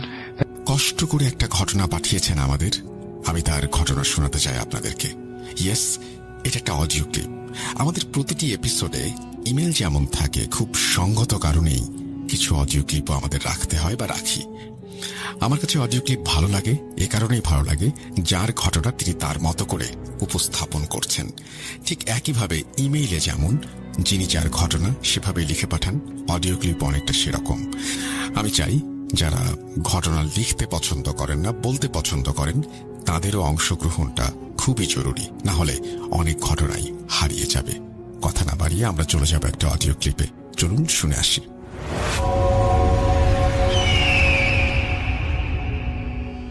হ্যালো, আসসালামু আলাইকুম রাসেল ভাই, আশা করি আপনি ভালো আছেন এবং আমি জানি আপনি ভালো তলে থাকেন।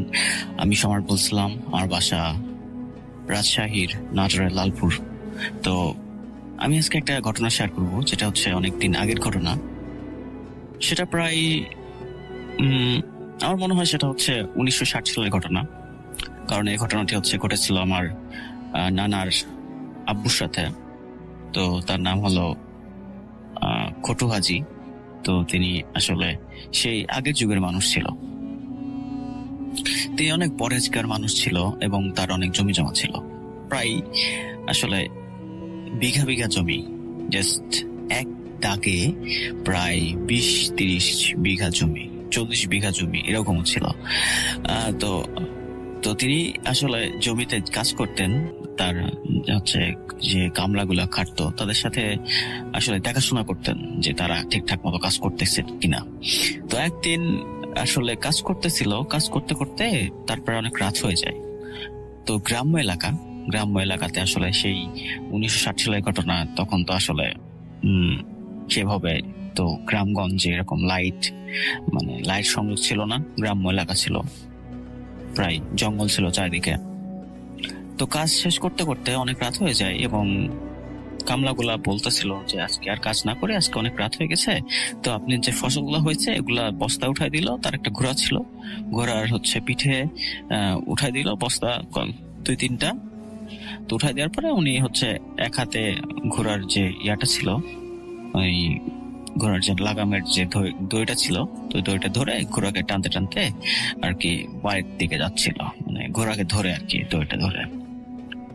তো এমন সময় হুট করে অনেক সময় যাচ্ছিল, যেতে যেতে বাড়িতে যেতে আসলে ওনার প্রায় 0.5 ঘন্টা 45 মিনিট সময় লাগবে। বাড়িটা বেশি তো ছিল না, তবু 45 মিনিট হাঁটতে হতো। তো এমন একটা সময় একটা জঙ্গলের কাছাকাছি আসলো।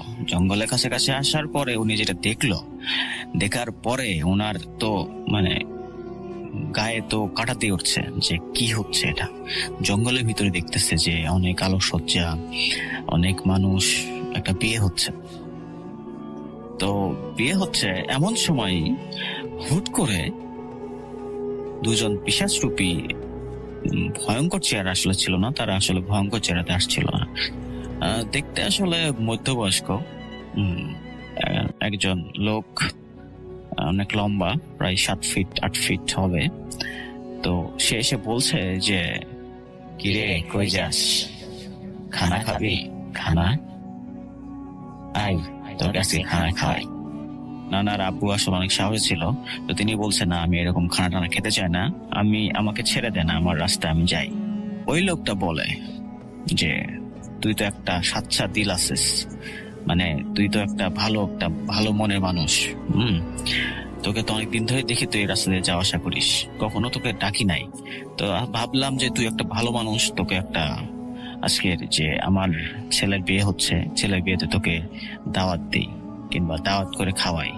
তো সামনে তো আসা হয় না, হবে অনেক জোরাজোরি করছে, বলছে যে খানা না খেয়ে আজকে যেতে দেব না তোকে।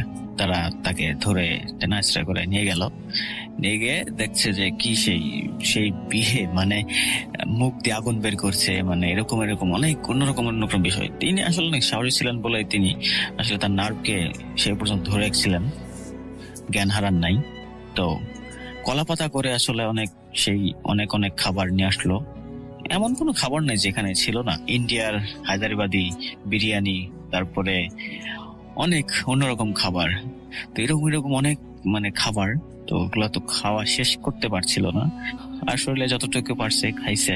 খাওয়ার পরে বলছে যে তুই একা একা খালি, তোর বাড়ির জন্য কিছু নিয়ে যা, বাড়ির জন্য নিয়ে যা এই বলছে। আর সাথে সাথে একটা পুটলাই করে তাকে বাড়ির জন্য আর কি অনেক খাবার দাবার বাড়ির জন্য পাঠানোর জন্য দিছে।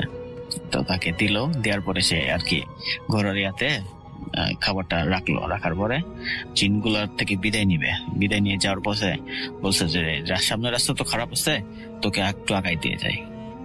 তো সামনে যেতে সামনে একটা গোরস্থান পড়ে, গোরস্থানের ঠিক সামনে আসছে আর দেখে যে তারা নাই, তারা ঠিক সামনে ছিল, চোখের পলক জাস্ট ফেলছে আর দেখে জাস্ট তারা অদৃশ্য। মানে কি, তো ঠিক আছে গোরস্থানটা তারা সে পার করলো। তো গোরস্থান পার করার পরে দেখছে চলে আসছে তারা আবার। তো বলছে যে আসলে আমরা তো গোরস্থানের এখানে আমরা হাঁটতে পারি না কিংবা আমরা যাইতে পারি না, এটা পবিত্র জায়গা তো সেই কারণে আর কি। তো ঠিক আছে, তারপরে আর কি যাইতে সামনে একটা শ্মশান ঘাট পড়ে, শ্মশান ঘাটের সামনে যেই গেছে তারা এসে বলছে তুই একদম পিছনে তাকাবি না, আর আশেপাশে তাকানোর দরকার নাই, তোর নাম ধরে ডাকতে পারে কিংবা তুই যে আজকে দাওয়াতটা খাইছিস, আমাদের যে শত্রুগুলো আছে, তো শত্রু তোর ক্ষতি করার চেষ্টা করতে পারে, আমাদের শত্রুরা, কারণ তুই মানুষ হিসেবে তুই জিন জাতির বিয়ের দাওয়াত খাইছিস, তো এটা তো ঠিক না। তো এই জন্য আমাদের শত্রুরা তোর ক্ষতি করতে পারে। তো আমরা আছি, ভয় নাই, তুই চল আমাদের সাথে, তোর বাড়ি পর্যন্ত তোকে আগাই দিব। তো আসলে এরকম করে যখনই যাচ্ছে, যখন শ্মশান ঘাটের মাঝখানে চলে আসছে, আর এমন সময় সেই পাশের জঙ্গল থেকে একটা গোঙানির মতো আওয়াজ, যেরকম একটা বিড়ালের সাথে যেরকম বিড়াল কান্না করলে যেরকম কান্না করে, এরকম কান্নার মাঝে মধ্যে একটা শব্দ শুনতে পাওয়া যাচ্ছে, তার নাম ধরে ডাকছে এবং চেনা পরিচিত অনেক মানুষের বেশ ধরে আর কি ডাকতেছে। তো এরকম করে ডাকতে ডাকতে তিনি তো কর্ণপাত করেন নাই, চারিদিকে অনেক বাতাস হচ্ছিল, অনেক ঠান্ডা লাগছিল তার। তো এরকম করে অনেক কষ্টে পার করার পরে আর কি বাড়ির সামনে যখন চলে আসলো, তখন তারা আর কি বলে যে যা, তুই আসলে এখন সেফ আছিস, তুই আসলে এখন চলে যেতে পারিস, মানে এখন আর কি বিপদ মুক্ত। তো তিনি আর কি বাড়িতে গেল, যাওয়ার পরে তো তার বউকে বললো সব ঘটনা। তো তারপরে তিনি একটা গোসল দিয়ে আর কি ঘোড়া থেকে সব ফসলগুলো নামানোর পরে আর কি সেই পোটলার ভিতরে দেখতেছে যে স্টিল খাবারগুলো এখনো বিদ্যমান, মানে ওখানে যেই খাবারগুলো দিয়েছিল ওগুলো এখনো আসছে। তো এই ছিল ঘটনা। রাসেল ভাই, আসলে যদি ভালো লাগে অবশ্যই শেয়ার করবেন। আরো একবার আপনাদের সবাইকে স্বাগত জানাচ্ছি। আমি রাসেল। আশা করছি আপনারা সবাই ভালো আছেন, ভালোর তলে আছেন। আমিও ভালো আছি আর ভালোর তলে আছি। এবার দ্বিতীয় অডিও ক্লিপে যাব। আশা করছি প্রথম থেকে শেষ পর্যন্ত শুনবেন এবং ভালো লাগবে আপনাদের। চলুন শুরু করা যাক।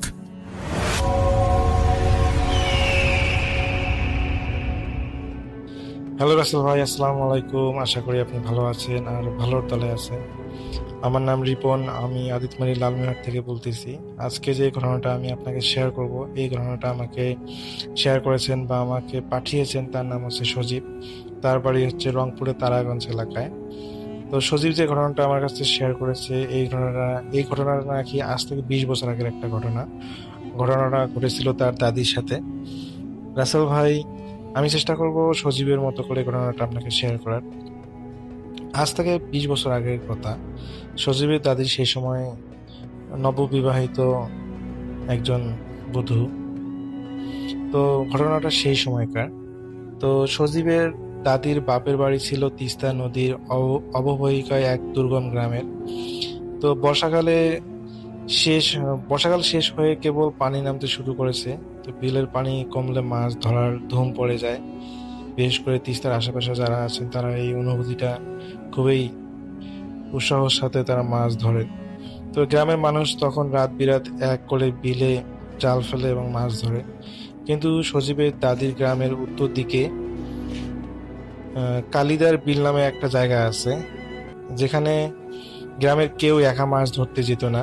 লোকমুখে প্রচলিত ছিল যে ওই বিলে মাছের লোভে গিয়ে অনেকেই নাকি মারা গিয়েছেন বা ফিরে আসেননি।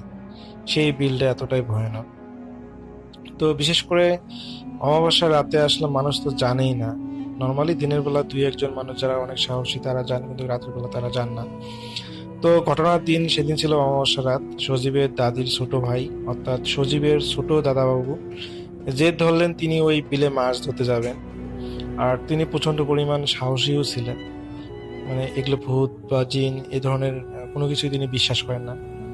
তো সজীবের দাদি অনেক বারণ করেছিলেন সেদিন যে যাস না, সমস্যা হবে, সবাই এটা সম্পর্কে জানে, পরে আবার কোন বিপদ চলে আসে। কিন্তু কে শোনে কার কথা। ছোট দাদাবাবু তার এক বন্ধুকে নিয়ে মাঝরাতের দিকে কালিদার বিলের পাড়ে গিয়ে পৌঁছালেন। বিলের তখন চারপাশে কুয়াশায় ঢাকা, যদিও সেটা বর্ষার শেষ সময়। ঝিঝি পোকার ডাক ছাড়া আর কোনো কিছুই যেন শব্দ শোনা যাচ্ছিল না। তারা যখন বিলে নামলেন তখন অদ্ভুত এক নিস্তব্ধতা নেমে এলো। কোনো ব্যাঙের ডাক নেই, কোনো মাছের ঝোপঝাপ শব্দ নেই। তো ছোট দাদাবাবু জাল ফেললেন। তো প্রথম কয়েকবার কিছুই উঠলো না, কিন্তু হঠাৎ করে জালের বড়শিতে একবার প্রচন্ড টান পড়লো। মনে হলো যে পানির নিচে বিশাল কিছু একটা আটকেছে। এই জালটা হচ্ছে এটাকে বলে ঝাঁপ জাল, ঝাঁকি জালটা অনেকেই বলে। তো ছোট দাদাবাবুর কাছে মনে হলো যে বিশাল কিছু পানির নিচে আটকে গেছে। তো অনেক কষ্টে জাল টেনে তোলার পর তারা দেখলো যে জালে কোনো মাছ নেই। তারা বেশ অবাক হলো যে মাছ নেই, এবং তারা লক্ষ্য করলো যে জালে শুধু আছে একদলা কালো চুল, ঘন কালো চুল।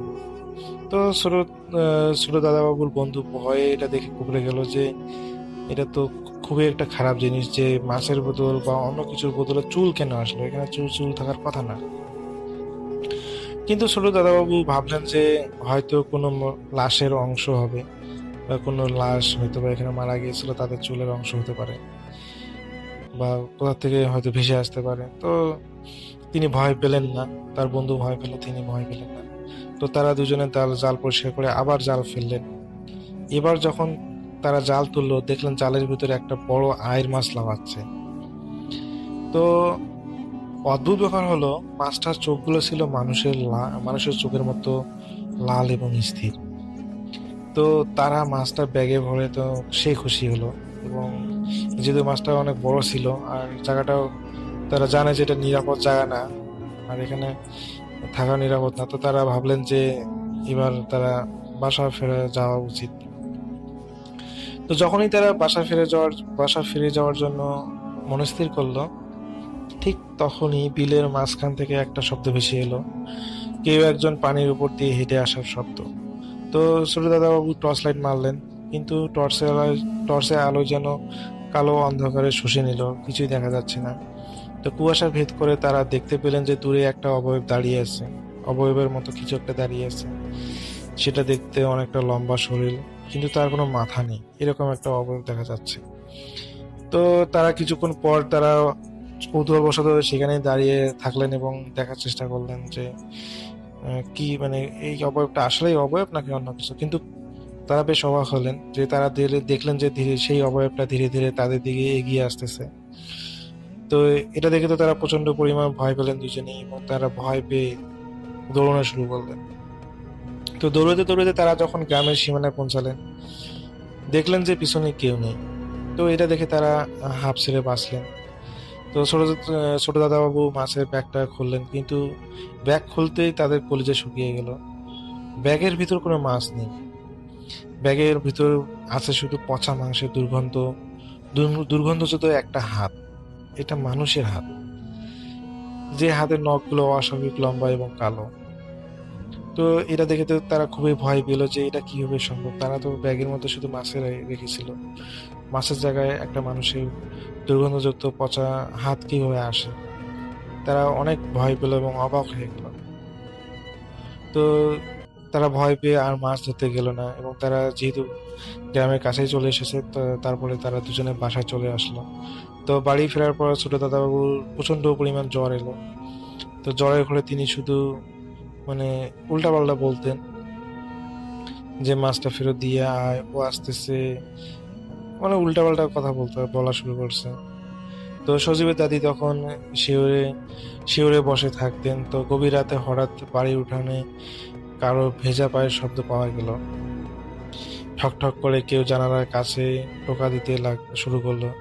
তো সজীবের দাদি সাহস করে জানালার কাছ ফাঁক করে বাইরে তাকালেন, এবং তিনি দেখলেন যে উঠানের মাঝখানে সেই তোমার ছোট দাদাবাবু এসে যেটা বলেছিল যে এরকম তারা যেভাবে ভয় পেয়েছে, যে এরকম মুন্ডবিহীন একটা অবয়ব তারা দেখেছিল, এবং বাসায় এসে এক কথা তারা বলেছিল ঘটনাটা, এবং দাদি সেটা শুনেছিলেন। এবং দাদি দেখেন যে বর্ণনা করা সেই অবয়বটায় তাদের উঠানে দাঁড়িয়ে আছে, এবং তার একটা হাত কাটা, সে অবয়বটার একটা হাত নেই,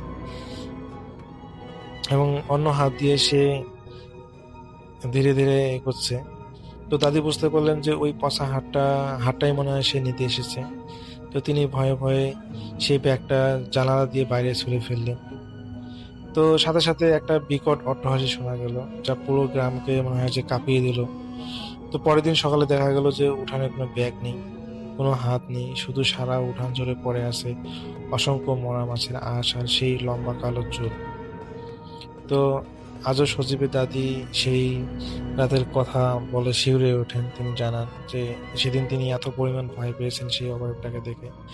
তো পরবর্তীতে সজীব প্রায় সপ্তাহখানেক অসুস্থ ছিল, প্রচন্ড পরিমাণ জ্বর ছিল, এবং পরবর্তীতে সজীবের দাদি যেহেতু বুঝতে পেরেছেন যে এই অবয়বটা বা যে এই জিনটা তার পিছু ছাড়বে না, তো পরবর্তীতে এলাকার একজন হুজুরকে নিয়ে আসা হয়।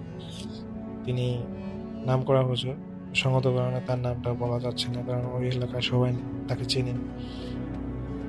তো পরবর্তীতে সেই হুজুর যখন তাবিজ এবং পানি পড়া দেন, পরবর্তীতে 7 দিন পর ঠিক হয়ে যায়। তো এই ছিল রাসেল ভাই ঘটনা। যদি ভালো লাগে থাকে তাহলে শেয়ার করবেন। ভালো থাকবেন, সুস্থ থাকবেন, এই প্রত্যাশায় আল্লাহ হাফেজ।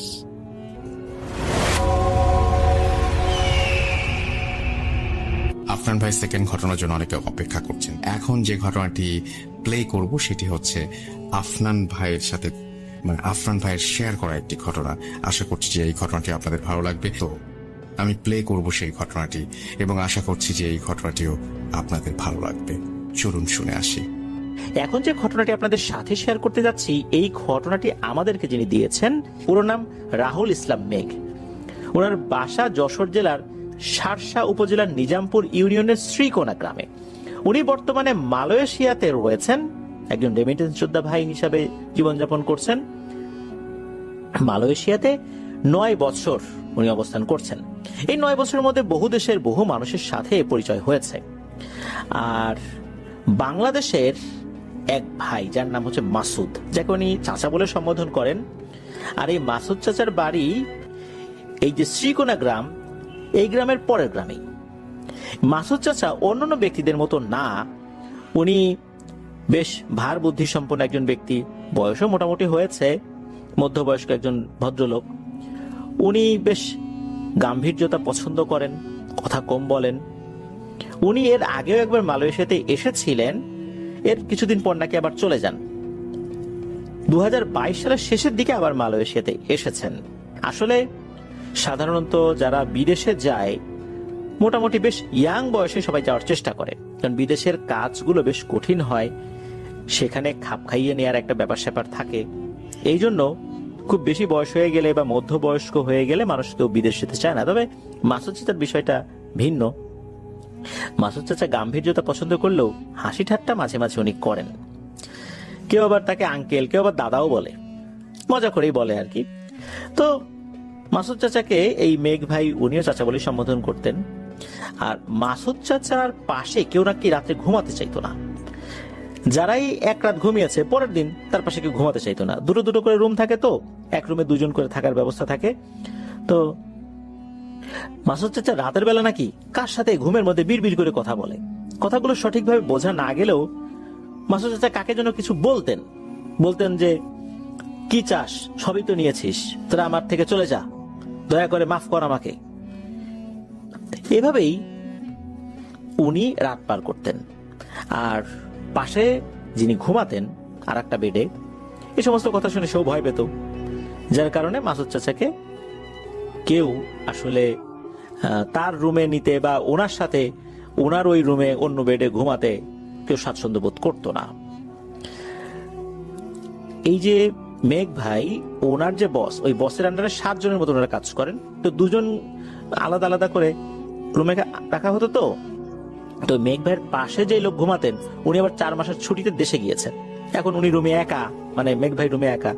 তখন এই মেঘ ভাই মাসুদ চাচাকে বললেন যে চাচা আপনি আসেন, আমি তো একা একাই থাকি, একা একা ভালো লাগে না, কথা বলতে পারি না কারোর সাথে, ভয়ও লাগে মাঝে মাঝে, আপনি আসেন। তো মাসুদ চাচা কিছুটা অবাক হলেন এবং বললেন, না বাবা থাক, তুমি থাকো তো, একা একাই থাকো, ওইটাই ভালো। আমি থাকলে তোমার অসুবিধা হবে, ভয় বাবা, অনেকেই তো আমার সাথে থাকতে চায় না, এটা তুমি দেখছো, কি দরকার, থাকো বাবা, তুমি একাই থাকো। তখন আমার মেঘ ভাই বললেন, না চাচা, আল্লাহ ছাড়া কাউকে ভয় পাই না, আসেন তো আপনি। তারপরে মাসুদ চাচা আসেন। এই যে মেঘ ভাই, উনি লক্ষ্য করেন চাচা প্রতিদিন রাত 2টা থেকে 2:30টার ভেতরে উনি বাইরে চলে যান, আবার ফিরে আসেন 3:30 বা 3টা, এরকম মধ্যবর্তী একটা সময় আর কি। প্রথম দিকে মেঘ ভাই ভেবেছিলেন যে মাসুদ চাচা বোধ হয় প্রকৃতির ডাকে সাড়া দিতে বাইরে যাচ্ছেন, কারণ ওনাদের ওয়াশরুমটা রুমের বাইরে। কিন্তু একটা মানুষ প্রতিদিনই একই সময় কি বাইরে যাবে? নিশ্চয়ই না। এই বিষয়টা মেঘ ভাই অ্যানালাইসিস করার চেষ্টা করলেন। শুরুর দিকে বিষয়টা স্বাভাবিকভাবে নিলেও পরবর্তীতে বিষয়টা নিয়ে উনি ভাবনা চিন্তা করতে থাকেন যে আসলে ব্যাপারটা কি, কোথায় যায়। যাই হোক, ঈদের মধ্যে এমন একটা রাত আসে যে পরের দিন ওনাদের কারো কোনো কাজ ছিল না। ওই রাত্রে মেঘ ভাই খুব একটা ঘুমান নাই। তো বলা ভালো যে ওনাদের কর্মস্থল শহর থেকে একটু জঙ্গলের ভেতরে, পাশে একটা উঁচু পাহাড়, তার নিচে একটি নালার মতো জায়গা রয়েছে, মানে ঝর্ণার পানি বয়ে যাওয়ার মতো একটা ক্যানাল আছে আর কি। তার ঠিক পাশেই এই মেঘ ভাই আর মাসুদ চাচা এই 2 জনের থাকার একটা ছোট্ট রুম আছে। তো যাই হোক, চারদিকে শুনশান নীরবতা। ভুতুরে জঙ্গলের ঘটনা শোনার পরে মেঘ ভাই একটু ভয় লাগা শুরু করে। চিন্তা করেন যে রুমে চলে যাবেন। হঠাৎ তখনই ওনার কানে গুনগুন করে কথা বলার মতো একটা আওয়াজ ভেসে আসে। মেঘ ভাই তো কিছুটা থতমত খেয়ে যান, ঘটনা কি, কথার উৎসটা কোথা থেকে আসছে, এই শব্দ কোথা থেকে ভেসে আসছে। এইটা অ্যানালাইসিস করে যখন এদিক ওদিক তাকাতাকি করছেন, একটা জায়গায় গিয়ে ওনার চোখ আটকে যায়। ভয়ঙ্কর একটা জিনিস দেখেন। এই যে মাসুদ চাচা বেশ কিছুটা দূরে কার সাথে যেন কথা বলছে। রাত তখন 3টার মতো হবে। ঝর্ণার পানিতে চাঁদের আলোয় মাসুদ চাচার মুখটা পুরোপুরি বোঝা না গেলে অনুমান করে বোঝা যাচ্ছে যেটা মাসুদ চাচাই হবে। কিন্তু চাচা এত রাতে এখানে কার সাথে কথা বলতে বসছেন? আশেপাশে কাউকে দেখা যাচ্ছে না। বিষয়টা কৌতূহলের উদ্রেক করে, আরো ভালো করে দেখার আগ্রহ জাগে মেঘ ভাইয়ের ভিতরে। ততক্ষণে মেঘ ভাই মোবাইলের আলোটা নিভিয়ে দিয়েছেন। আস্তে আস্তে চাচার দিকে এগিয়ে যখন গিয়েছেন, দূর থেকেই ভয়ঙ্কর একটা দৃশ্য উনি দেখেছেন, যা ওনার কল্পনাতেও ছিল না। উনি দেখেন যে একটা বড় সাপ, তার পুরো শরীর চিকচিক চিকচিক করছে। দেখা যাচ্ছে সাপটার কপালের দিকে একটা আলোর মতো উজ্জ্বল কিছু জলজল করছে আর কি। অনেক সময় সাপের মুভিগুলোতে এরকম দেখা যায় যে সাপের কপাল থেকে একটা আলোর আবির্ভাব হচ্ছে, ঠিক তেমন সাপটি মাসুদ চাচার সাথে কথা বলছে। আর কথা বলার সময় সাপের মতো ফসফস আওয়াজও বের হচ্ছে। তবে এটা যে খুব আক্রমণাত্মক কথাবার্তা ওরকমটা মনে হচ্ছে না, মনে হচ্ছে সাবলীল ভাবেই কথা হচ্ছে। মাসুদ চাচা সাবলীল ভাবে কথা বলছেন আর ওই সাপটাও সাবলীল ভাবে কথা বলছে। এটা দেখার পর মেঘ ভাই তো প্রচন্ড ভয় পেয়েছেন। উনি বিষয়টা লোড আর নিতে না পেরে তাড়াতাড়ি ওখান থেকে দ্রুত হেঁটে ওনার রুমে চলে যান। আর উনি ভাবছেন যে এটা আমি কি দেখলাম। মাসুদ চাচা সাপের সাথে কথা বলছে, সাপ কথা বলতে পারে, সাপ কি বলছে, এসব ভাবতে ভাবতে কিছুক্ষণের মধ্যেই চাচা রুমে চলে আসেন। চাচার চোখে মুখে ভয়ের ছাপ স্পষ্ট বোঝা গেল। তখন মেঘ ভাই ভাবছেন যে জিজ্ঞেস করবো কি করব না। বিষয়টা চাচাকে জিজ্ঞেস করলে চাচা কি বলবেন, পরে আবার যদি কোনো সমস্যা হয়। কিন্তু এরকম কৌতূহলকে চেপে রাখা যায়? বিষয়টা তো জানতেই হবে। প্রথমে মাসুদ চাচাকে মেঘ ভাই বলেন যে চাচা কোথায় গিয়েছিলেন? চাচা বলেন কই কোথাও না, তো এই গেছিলাম বাইরে আর কি, কাল তো কাজ নাই, ঘুম আসতেছিল, একটু হাওয়া বাতাস খাইতে গেলাম। তখন মেঘ ভাই বলছে সত্যি বলেন তো চাচা কি হয়েছে আপনার সাথে? আপনি ঘুমের ঘরে আসলে কার সাথে কথা বলেন? আর একটু আগে কার সাথে কথা বললেন? সাপের মতো কিছু একটা দেখলাম মনে হলো। তখন চাচা কিছুটা চিন্তিত স্বরে বললেন, ও দেখে ফেলেছিস তুই তাহলে? আচ্ছা দেখেই যখন ফেলছিস তাহলে শোন, তোকে বলতে পারি তুই অন্যদের মতো না, অন্যরা তো সবাই ভয়ে আমার পাশে ঘুমায় না, তুই আমাকে ডেকে নিয়ে আসছিস, আর তুই দেখেও ফেলছিস যেহেতু, তাহলে তোকে বলা যায়। বিষয়টাতে কাউকে বলা যাবে না এমন না, তবে তোরে বলি। তখন মাসুদ চাচা বলা শুরু করেন। মাসুদ চাচা 90-এর দশকের শুরুর দিকে এসএসসি পরীক্ষা দিয়ে পাশ করে কলেজে ভর্তি হয়েছেন। স্টুডেন্ট হিসেবে ভালোই ছিলেন, 100 ছাত্রছাত্রীদের মধ্যে 1 নম্বর বলা চলে। কলেজে প্রথম দিন থেকেই একটা মেয়েকে ওনার ভালো লাগতে শুরু করে। এই মেয়েটা আবার বেশ ব্যক্তিত্ব সম্পন্ন একজন মহিলা, আবার একগুঁয়ে স্বভাবেরই, কারো সাথে মিশতো না, কথা কম বলতো, সবার থেকে একটু আলাদা। বহুদিন ধরে ওই মেয়েটার পিছনে ঘুরতে ঘুরতে ঘুরতে ঘুরতে একটা পর্যায়ে ওই মেয়েটাকে রাজি করে ফেলছেন ভালোবাসার প্রস্তাবে আর কি। এদিকে এই যে মাসুদ চাচার বাবা, উনি কিন্তু ওই সময় গ্রামের সবচেয়ে প্রভাবশালী ব্যক্তি ছিলেন, এক কথার মানুষ। কথা যদি একটা বলতেন ওইটাই শেষ কথা, মরে গেলে ওই কথা উনি পরিবর্তন করবেন না। যখনই মাসুদ চাচা তার বাবাকে মেয়েটির কথা বলেছেন, উনি সাফ না করে দেন। এদিকে মাসুদ চাচা বাবার মতো হয়েছেন, নাসর বান্দা, এক কথার মানুষ। ওই মেয়েকে বলছেন তোমাকে বিয়ে করবো, তো ওই মেয়েকেই বিয়ে করবে, অন্য কোথাও বিয়ে করবে না। তার বাবা যেখানেই যাকেই কথা দিক না কেন। আর তাছাড়া উনি তো সদ্য কলেজে ভর্তি হয়েছেন এসএসসি পাশ করে, এই জন্যই মূলত ওনার বাবা এই বিয়েতে রাজিও ছিল না। মাসুদ চাচা উনি তো খুবই ডিটারমাইন্ড, মানে সংকল্পবদ্ধ হয়েছেন যে ওই মেয়েকে বিয়ে করবেন। তো এভাবেই পরিবারের সাথে টানাপোড়েনের মধ্যে দিয়ে বেশ কিছু বছর চলে যায়, প্রায় 5 বছর চলে যায়। গোপনে পারিবারিক সম্মতি উপেক্ষা করে বিয়ে করে ফেলছেন ওই মেয়েকে। এখন যখন বিষয়টা জানাজানি হয়েছে, কোনোভাবেই তো মাসুদ চাচার বাবা বিষয়টা মেনে নেয় না, ঘাড় ধাক্কা দিয়ে বের করে দিচ্ছেন। বাবার দোয়া নিতে আসছে, ঘাড় ধাক্কা দিয়ে বের করে দিচ্ছেন যে না, তোর জায়গা নেই, বেরিয়ে যা। এদিকে টেনশনে পড়ে যান, কোথায় যাবেন, কি করবেন। গ্রামের বাড়িতে, বিশেষ করে যে এই মাসুদ চাচাদের গ্রামের বাড়িতে একটা জমি আছে, জমিটা মাসুদ চাচার বাবাই কিনেছিলেন বহু আগে এক হিন্দু পরিবারের কাছ থেকে। কোন এক অজানা কারণে ওনারা জমিটা বিক্রি করে ভারতে চলে গিয়েছিলেন। সেখানে ওনারা ভালোই ছিলেন, হঠাৎ করে কি যে হলো, ওনারা চলে গেলেন, একদম সস্তা দামেই বিক্রি করে দিয়ে চলে গেলেন আর কি, যেটার দাম আরো বেশিই ছিল। কিন্তু কেন চলে গেলেন এই বিষয়ে কাউকে কিছু বলে যায়নি। তখন এই মাসুদ চাচার বাবা জায়গাটা কিনে নিয়েছিলেন, ওটা ওরকম পড়েই ছিল। আর ওনাদের যে ঘরটর যেগুলো ছিল টুকিটাকি, ওগুলো তো এখন আর নাই, নতুন করে সেখানে করতে হবে, আবার থাকার উপযোগী করে। এই যে মাসুদ চাচা সিদ্ধান্ত নিলেন ওই জায়গায় থাকবেন তার স্ত্রীকে নিয়ে। তো ছোট্ট একচালা টিন শেড ঘর তৈরি করলেন। যেহেতু উনি কলেজে ভর্তি হওয়ার পর বেশ কিছু বছর চলে গিয়েছিল, তো বিয়ের পরে উনি একটা ভালো চাকরিও পেয়ে যান। বেশ কয়েকদিন ভালোই কাটছিল, বছরখানেক এভাবে কেটে যায়। চাচি এক পর্যায়ে সন্তান সম্ভবা হন। সন্তান সম্ভবা হওয়ার পর থেকে চাচি রোজ রাতে একটা স্বপ্ন দেখতে শুরু করেন। একটা অস্বাভাবিক রকমের বিশাল বড় সাদা রঙের সাপ, মাথায় সিঁদুরের মতো লাল কিছু আছে, আর মাথার একটা জায়গা থেকে এক ধরনের আলোক রশ্মি বের হচ্ছে।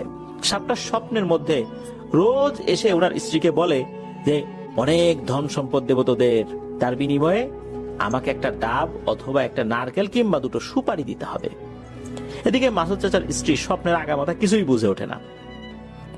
উনি তো এইসব বিষয়ে কিছু জানেনও না, লেখাপড়া করছেন, প্যারানরমাল কোনো বিষয়ের যেই অর্থ, আকার, ইঙ্গিত, এটা উনি বুঝতে পারেন না। ডাব, নারকেল, সুপারি এসব কি, এগুলোর মানে কি, এগুলো উনি জানেন না। আবার নাকি স্বপ্নের কথা বলাও নিষেধ ছিল কাউকে। প্রতিদিন একই স্বপ্ন দেখতে দেখতে চাচি বিরক্ত হয়ে এক পর্যায়ে বলেন, যা, এত যখন চাচ্ছিস তোকে একটা ডাব দিয়ে দিব না, আর জ্বালাস না তো, আর স্বপ্নের মধ্যে সে বিরক্ত করিস না। ব্যাস উনি যে বলছেন যে ডাব দিব, এরপর থেকেই ওই স্বপ্নটা চাচি আর দেখেন না। কিন্তু সমস্যা হলো আরেকটা স্বপ্ন দেখা শুরু হলো। উনি দেখেন যে ওনার যে ঘর তার থেকে একটু দূরে একটা বিশাল মোটা তেঁতুল গাছ রয়েছে। তেঁতুল গাছের নিচ থেকে একটা স্বর্ণের মূর্তি উঠে আসছে। মূর্তিটার শরীরে একটি কালো কুচকুচে সাপ পেঁচিয়ে আছে, আর ওই সাপটা ওই স্বপ্নের ভিতরেই চাচিকে উদ্দেশ্য করে বলছে, যুগ যুগ ধরে আমি মূর্তিটা পাহারা দিচ্ছি রে, নে আজ থেকে এই মূর্তিটা তোর, এটা তোর মূর্তি, আয় নিয়ে যা। প্রায় রাতে এই স্বপ্নটা দেখতে থাকে চাচি। ইতোমধ্যে চাচির অবস্থা খারাপ হয়ে যায়, শরীর দুর্বল হয়ে পড়ে। এদিকে আবার মাসুদ চাচা নতুন চাকরি নিয়েছেন। ওই সময় বাংলাদেশের বিখ্যাত একটা গার্মেন্টস ফ্যাক্টরির অফিসার পদে উনি চাকরিতে জয়েন করেছিলেন। চাচিকে ওই অবস্থায় বাড়িতে একা রেখেই কর্মস্থলে আসতে হয়। প্রায় সপ্তাহখানেক থাকাও লাগে। এর ভিতরে চাচি তো অসুস্থ হয়ে পড়ছেন। সালটা ঠিক করে বলতে পারেন নাই মাসুদ চাচা। তখন তো মোবাইল ফোন ছিল না, এইভাবে অ্যাভেলেবল ছিল না। সপ্তাহখানেক পর উনি বাড়িতে এসে শোনেন এক ভয়ঙ্কর ঘটনা। চাচি নাকি একদিন সন্ধ্যার সময়, ঠিক মাগরিবের আজানের পর যখন সন্ধ্যা নেমে গেছে, অন্ধকার হয়েছে, তখন তার প্রসব বেদনা শুরু হয়। এর কিছুক্ষণ পর তিনি সন্তান জন্ম দেন। ভয়ঙ্কর এক সন্তান, কোনো মানুষও না, কোনো প্রাণীও না, অর্ধেক সাপ অর্ধেক মানুষের মতো, ঠিক মানুষ বলা যাবে না, এরকম একটা অদ্ভুত প্রাণী জন্ম দিয়েছে চাচি। অদ্ভুত প্রাণীটির জন্ম হওয়ার পরে নাকি খানিকটা সাপের মতো গড়াগড়ি দিয়ে এদিক ওদিক ঘুরে বেরিয়ে এক পর্যায়ে ফসফস শব্দ করে চাচিকে উদ্দেশ্য করে কথা বলে ওঠে। সে বলে, কি দোষ ছিল আমার, একটা স্বর্ণের মূর্তির লোভে আমাকে তুলে দিলে ওদের হাতে। এটা বলতে বলতে নাকি ওই অদ্ভুত প্রাণীটি ওখানেই মারা যায়। ঘটনাটির সময় উপস্থিত থাকা লোকজন সবাই প্রত্যক্ষ করছে, বিশেষ করে ওই সময় যারা মহিলা যারা ছিল আর কি, ওই সময় ধাত্রীর কাজ করছিলেন আর কি, ভয়ে তো তারা কাঠ হয়ে যায়। কয়েকজন মহিলা তো দৌড়ে, মানে এক দৌড় দিয়েছে, এক দৌড়ে তার বাড়ি চলে গেছে, এত ভয় পেয়েছে। চাচি তখন বুঝতে পারে যে ঘটনা কি হয়েছে, ওই ডাবের অর্থটা কি। অদ্ভুত এই সন্তানটি এসব বলতে বলতেই তো মারা যায়। উপস্থিত থাকা যেই লোকজন তারা তো খুব ভয় পেয়েছেন। মারা যাওয়ার পর ওই জিনিসটার গায়ে হাত দিতে সবাই আপত্তি করে, কেউ তো ধরতে চায় না। তারপরও চোখের সামনে একটা লাশ, দাফন কাফন তো করতেই হবে। মসজিদের ইমাম সাহেবকে খবর দেওয়া হয়, ইমাম সাহেব আসেন, সব কথা শোনেন। উনি বলেন যে দ্রুত এটাকে কবর দিয়ে দিতে হবে, আর এটাকে চোখের আড়াল করা যাবে না, দ্রুতই আমরা এটা কবর দিয়ে দেব। তো দ্রুতই রাতের মধ্যেই কবর দিয়ে দেওয়া হয়, যে যার মতো বাড়িতে চলে যায়। কয়েকদিন পরে মাসুদ চাচাও ফেরত আসেন বাংলাদেশে।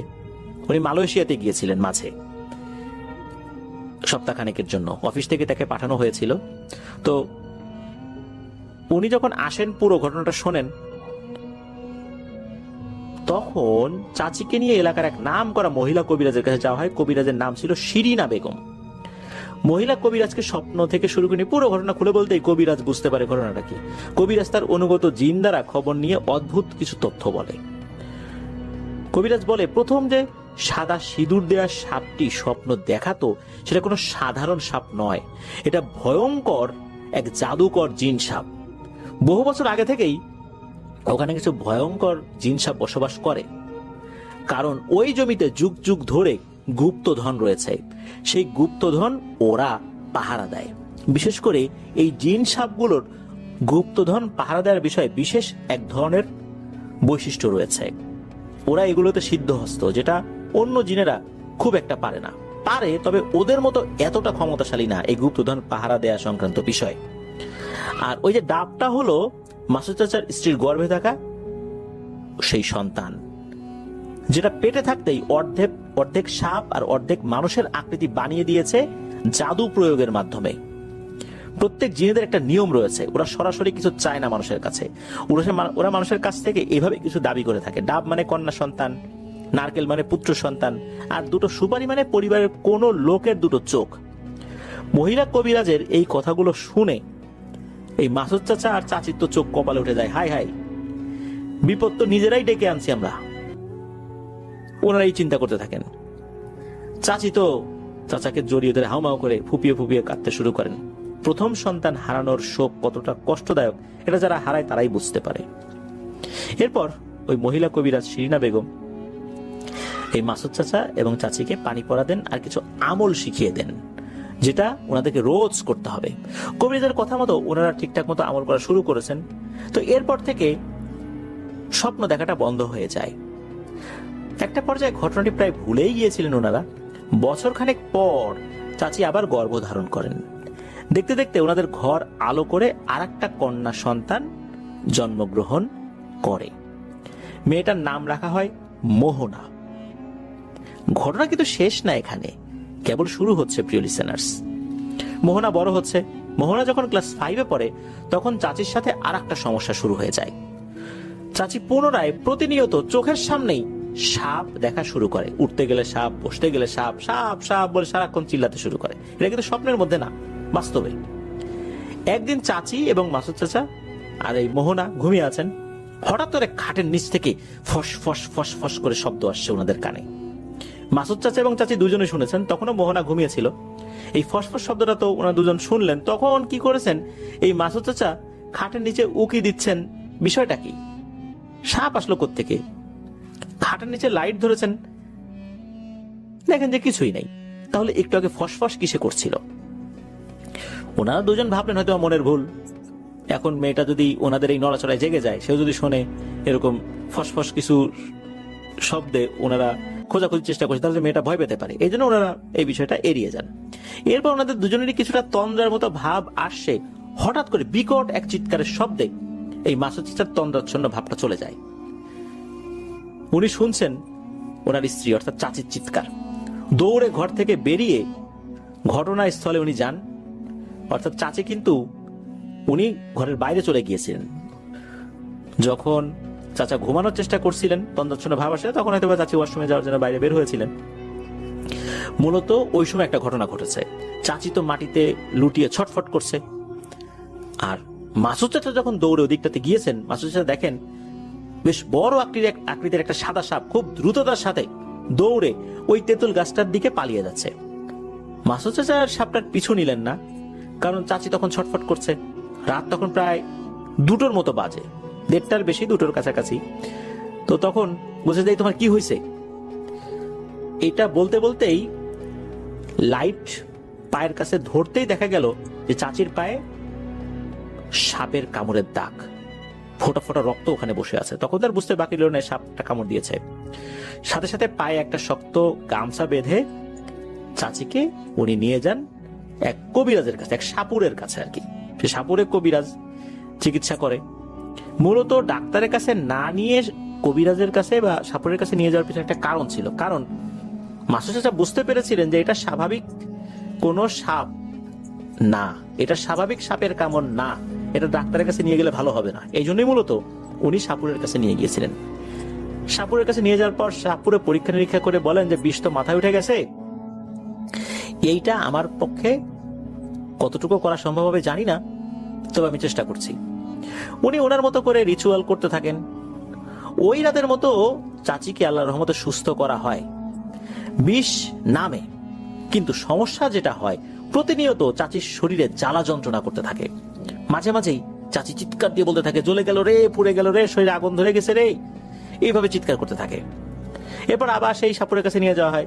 সাপুরে সে পরীক্ষা নিরীক্ষা করে বলেন যে আসলে এই বিষ তো সাধারণ কোনো সাপের বিষ না, এটা জিন সাপের বিষ। এইটার রিমুভ করা অর্থাৎ এটাকে দূর করার যে পদ্ধতিটা সেটা নাকি ওই সাপুরের জানা নেই, এটাই সাপুরে বলেন। আর সাপুরে বলেন যে আমি ঠিক বুঝতে পারতেছি না যে একবার বিষ নামানোর পর আবার কিভাবে সেটা ছড়িয়ে পড়ছে, আবার আগের মতো অবস্থায় চলে যাচ্ছে। তখন সাপুরে বলেন যে ভালো কোনো কবিরাজের কাছে নিয়ে যাও রে বাবা, আমার দ্বারা এই কাজ হবে না। এরপর চাচিকে সেই মহিলা কবিরাজ শিরিনা বেগম তার কাছে নিয়ে যাওয়া হয়, যার কাছে ওনারা আগে কবিরাজি চিকিৎসা নিয়েছিলেন। তো কবিরাজ চাচিকে দেখেই বুঝতে পারেন যে ঘটনাটা কি, এ তো সাধারণ কোনো সাপ না, সেই জিন সাপে কেটেছে। কবিরাজ অনেক চেষ্টা করে ব্যর্থ হন বারবার। সেই জিনটাকে চাচির মধ্যে আনার চেষ্টা করেছেন, সমাধানের চেষ্টা করেছেন, সম্ভব হচ্ছিল না সেটা। এরপর ওই কবিরাজ আর একটা কবিরাজের তথ্য দেন, যিনি এই মহিলা কবিরাজের ওস্তাদ, যার কাছ থেকে এই মহিলা কবিরাজ কাজ শিখেছেন। সেই কবিরাজের নাম ছিল বেলাল কবিরাজ, যাকে যশোর জেলার অনেক মানুষ চেনে আর কি, এমনটাই জানিয়েছেন মিকাইল ভাই। তো মহিলা কবিরাজের তথ্য অনুযায়ী ওনারা তো গিয়েছেন সেই বেলাল কবিরাজের কাছে। বেলাল কবিরাজ তো চাচিকে দেখা মাত্র কোনো কিছু শোনেনও নাই, দেখেই বলতেছেন যে এই হবে না, হবে না, আমার দ্বারা হবে না, নিয়ে যাও। এইভাবে একে একে প্রায় 17টা কবিরাজ দেখানো হয় চাচিকে। যারাই চাচিকে দেখে তারাই সরাসরি না বলে দেয়, বলে দেয় কাজ হবে না, কাজ হবে না, নিয়ে যাও। কি যে একটা বিভীষিকাময় পরিস্থিতি ওনারা পড়েছিলেন, এটা আসলে ভাষায় প্রকাশ করার মতো না। একটা ছোট বাচ্চা মেয়ে আছে, তারপর এই ধরনের সমস্যা শুরু হয়েছে, মেয়েটাকে কে দেখবে? এমনিতে তো পরিবার থেকে বিচ্যুত। মনে মনে মাসুদ চাচার খুব কষ্ট হতে থাকে, কি করবেন না করবেন। এই সম্পর্কের কারণে বাড়ি ছেড়েছেন, পিতা পুত্রের মধ্যে বিভেদ সৃষ্টি হয়েছে, এই জন্যই কি এই সমস্যা সৃষ্টি হলো নাকি, এরকম চিন্তা ভাবনা করছেন আর কি, করাটাই স্বাভাবিক। এভাবে ভালো কবিরাজ খোঁজাখুঁজির মধ্যে দিন কাটতে থাকে। এদিকে চাচির পুরো শরীর দিন দিন কালো হয়ে যাচ্ছে। উনি ফর্সা ছিলেন, কালো হয়ে যাচ্ছে, মূলত বিষের প্রভাবে কালো হয়ে যাচ্ছে। সারা রাত ঘুমাতে পারেন না, চাতক পাখির মতো ছটফট করতে থাকেন প্রতি রাতে, প্রতিটা রাতে চিৎকার করতে থাকেন আর বলতে থাকেন পুড়ে গেল, জ্বলে গেল, আমি মনে হয় বাঁচবো না। এভাবে ডাক্তার কবিরাজ করতে করতে সব টাকা শেষ। আল্লাহর রহমতে হুট করে একটা খবর পাওয়া যায় এক বন্ধুর মাধ্যমে, মানে এই মাসুদ চাচা ওনার এক বন্ধুর মাধ্যমে একটা খবর পান যে ভারতের মুর্শিদাবাদে এক বিখ্যাত কবিরাজ আছে, তার অনুগত অসংখ্য জিন রয়েছে। পৃথিবীতে যত শক্তিশালী জিন আছে, এই শক্তিশালী জিনদের যত প্রজাতি আছে, অধিকাংশ প্রজাতির একজন করে কমপক্ষে জিন তার কাছে আছে। তার মধ্যে নাকি কয়েকটা এই জিন সাপও রয়েছে। তো সেখানে ভিসা পাসপোর্ট করে নিয়ে যাওয়া হয়। কবিরাজ চাচিকে দেখা মাত্রই ভয়ে কেঁপে ওঠে, কোন এক অজানা আতঙ্ক তার মধ্যে বিরাজ করে। একটা পর্যায়ে সেই কবিরাজ বলে যে আপনারা আসছেন এত দূর থেকে, কিন্তু আমি পারবো না, এটা হবে না। এরপর তো মাসুদ চাচা খুব করে অনুরোধ করতে থাকেন, কান্নাকাটি করতে থাকেন, এত দূর থেকে আসছি, আমাদেরকে নিরাশ করেন না। তো কবিরাজ বলেন যে আসলে এই কাজটা করতে গেলে আমারও ক্ষতি হইতে পারে। একটা পর্যায়ে কবিরাজকে 50,000 টাকার কথা বলা হয়, আপনাকে 50,000 টাকা দিব।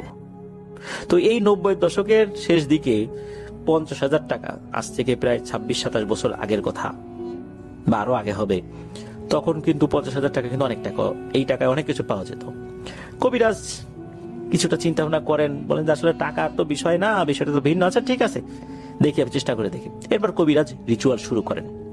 প্রায় ঘন্টা দেড়েক চেষ্টার পর চাচির শরীরে ওই জিন সাপটাকে হাজির করার চেষ্টা ব্যর্থ প্রায় হবে হবে ভাব। একবার মনে হলো আসছে, আবার মনে হলো ব্যর্থ।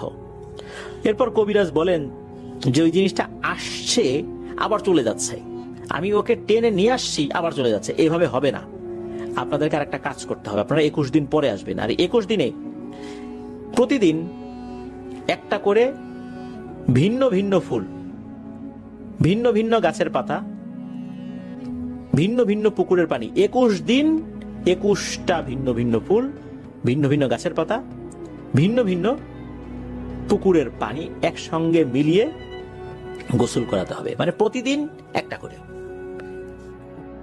21 দিনে 21 ধরনের জিনিস নিয়ে আসতে হবে আর কি, এটা দিয়ে গোসল করাতে হবে। একদিন যেই ফুল দিয়ে, পাতা দিয়ে, পানি দিয়ে গোসল করানো হয়েছে, এইটা আর পরের বার ইউজ করা যাবে না, এরপর নিয়ে আসতে বলা হয়েছে আর কি। আর এটাও বলে দেন কবিরাজ যে আসার সময় 21টা গাভীর 21 কেজি দুধ নিয়ে আসতে হবে, অর্থাৎ 21টা গাভীর 21 কেজি দুধ আলাদা আলাদা করে নিয়ে আসতে হবে। এক গাভীর 3-4 কেজি দুধ নিয়ে আসলে এটা হবে না। তো এই কথা শুনে খুব চিন্তিত হয়ে পড়েন যে দুধ না হয় জোগাড় করলেন কষ্ট মষ্ট করে, 21টা ভিন্ন ভিন্ন ফুল, প্রতিদিন এটা খোঁজা, এই খোঁজে থাকা, এটা তো বেশ কষ্টকর ব্যাপার। যাক, আল্লাহর রহমতে সেই বিশাল কাহিনী, এটা অনেক কষ্ট করে সেটা সংগ্রহ করছেন, সেই কষ্টের কথা প্রিয় লিসেনার্স আমরা না বলি। তো এটা ওনারা করেন, 21 দিন ভারতেই ছিলেন, এই কাজগুলো করেছেন। 21 দিন পর যখন কবিরাজের কাছে যান, এরপর কবিরাজ বলেন যে হ্যাঁ, এইবার আমি হয়তোবা ওই জিনিসটাকে হাজির করতে পারবো। এটাকে হাজির করা এতটা সহজ কাজ নয়, এই জন্যই আগে কেউ এটাকে হাজির করতে পারে নাই, এখন হয়তো বা পারবো। তো কবিরাজ ওনাদেরকে আলাদা একটা রুমে ডাকেন। এরপর সেই রুমে গিয়ে দেখা যায় যে মানুষের কঙ্কাল, মাথার খুলি সব পড়ে আছে। এরপর চাচিকে সব মানে সাথে অবশ্য মাসুদ চাচাও ছিলেন, এই দুইজনকে একটা বৃত্তের মধ্যে প্রথমে বসালেন। তারপর ওনার মতো করে রিচুয়াল শুরু করতে লাগলেন। উনি চেষ্টা করতে লাগলেন যে ওই জিন সাপটাকে হাজির করার জন্য। প্রথমবারের মতো ওই জিন সাপটাকে হাজির করার প্রক্রিয়া চলছে। ওই কবিরাজ মূলত একজন তান্ত্রিক, একজন পিশাচ সাধক, এটাই বলতে হবে। বড় একটা বাটিতে একটা কালো মূর্তি, এই মূর্তি হিন্দু ধর্মাবলম্বী যারা আছেন সচরাচর যেই দেবদেবীর পূজা অর্চনা করা হয় এই ধরনের কোনো মূর্তি আসলে এটা না, এটা সম্পূর্ণ ভিন্ন ধর্মী একটা মূর্তি ছিল।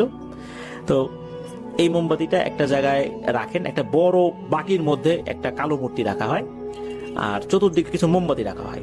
এরপর ওই মূর্তিটির উপর অনবরত দুধ ঢালতে লাগলেন আর উনি বিড়বিড় করে কি যেন পড়ছেন। এক পর্যায়ে প্রায় সব দুধ ঢালা শেষ হবে, এরপর এক এক করে সবগুলো মোমবাতি ধপধপ করে নিভে যায়। শেষের একটা মোমবাতি নিভে যাবে যাবে ভাব, এমন সময় চাচি ফসফস করে আওয়াজ করে ওঠে। তখন চাচি কি করে, তার হাতটা সাপের মতো ধারণ করে, মানে সাপ যেভাবে ফনা তোলে ওইভাবে ধনা করে মানে এইভাবে সাপের মতো ফনা করে ওই কবিরাজকে ছোবল মারতে যাচ্ছে বারবার। আর সাপ যেভাবে জিহবা বের করে ওইভাবে জিহবা বের করছে। আর কর্কশ কণ্ঠে ওই তান্ত্রিককে বলছে, এই তান্ত্রিক, আমাকে কেন ডাকছিস? তুই তো ভালো করে জানিস আমি কে, তারপর তুই ডাকছিস আমাকে? তান্ত্রিক কিছুটা থতমত খেয়ে বলেন যে আমি জানি যে তুমি কোনো সাধারণ জিন সাপ না, তারপরও নামটা বলো শুনি, কি নাম তোমার? আর এই মেয়েটাকে কেন কষ্ট দিচ্ছ? তখন চাচির শরীরে থাকা ওই জিন সাপটা বলে ওঠে, আমার নাম পুষ্পারানী, কেউ আমাকে নাগিনী বলেও ডাকে। ওদের এলাকায় যতগুলো জিন সাপ আছে সবার রানী আমি, এরপরও কি তোকে আরো বেশি কিছু পরিচয় দিতে হবে? তখন কবিরাজ বলেন যে আমি জানি তুমি অনেক শক্তিশালী, তোমার ক্ষমতার কাছে আমার ক্ষমতা কিছুই নয়, তারপর বলো তো আসলে হয়েছেটা কি, তুমি কেন এই অসহায় মহিলাটাকে কষ্ট দিচ্ছ? এরপর ওই পুষ্পারানী জিন সাপটা পুরো ঘটনা খুলে বলতে থাকে। ওই পুষ্পারানী জিন সাপটা সে বলতে থাকে আজ থেকে শত শত বছর ধরে নাকি ওই ভিটাতে তারা থাকে। শুধু তারা না, এই পুষ্পারানীদের বাপ দাদা পূর্বপুরুষ সবাই নাকি ওখানেই থাকতো। আর তারা কোনো সাধারণ জিন সাপ না, এদের অধীনে প্রচুর ধন সম্পদ রয়েছে। আর এই ধরনের ধন সম্পদগুলো এই পুষ্পারানীদের মতো শক্তিশালী জিন সাপেরাই পাহারা দিতে পারে। একদিন নাকি এই চাচিকে স্বপ্ন দেখিয়েছে পুষ্পারানী, বিশেষ করে ওনারা যখন এইখানে আসছেন আর কি, এইখানে বাড়ি করছেন, উনি সন্তান সম্ভবা হয়েছেন, তারপর স্বপ্ন দেখিয়েছেন যে ডাব দিলে প্রচুর ধন সম্পদ দেব তোকে।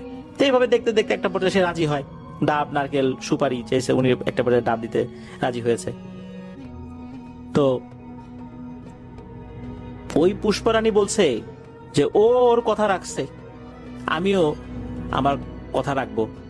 এই কারণে আমার এক কর্মচারী কাল সাপকে আমি বলি যে তোমার মুক্তি পাবার সময় হয়ে গেছে, তুমি যুগ যুগ ধরে যে স্বর্ণের মূর্তিটা পাহারা দিচ্ছ, তোমাকে এটার সাথে জুড়ে দেওয়া হয়েছে, তুমি এখন থেকে মুক্ত।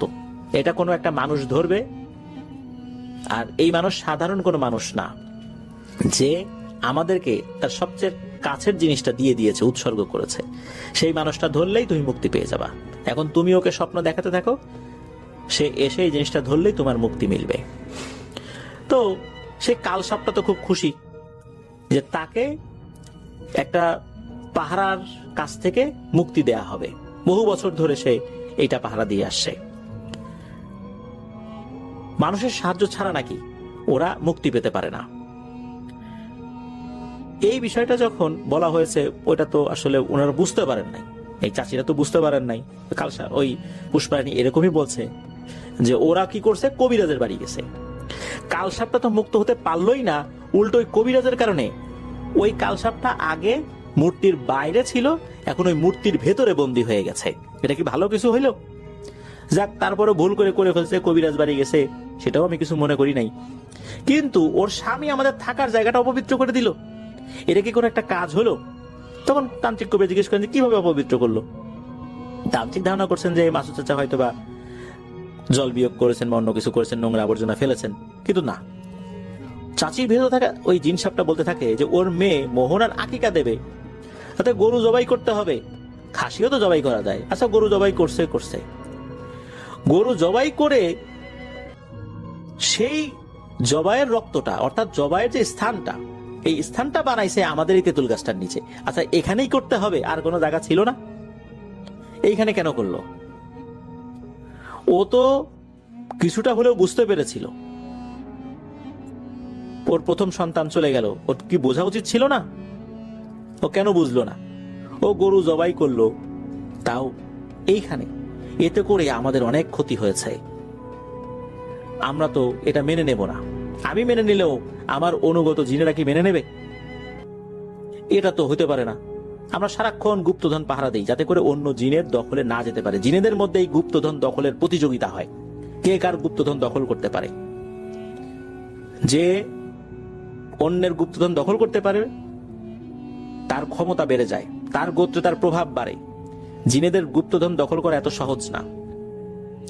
তো আমরা দুর্বল হয়ে পড়ছিলাম এই গরু জবাইয়ের কারণে, আমাদের অনেক সমস্যা হয়েছে।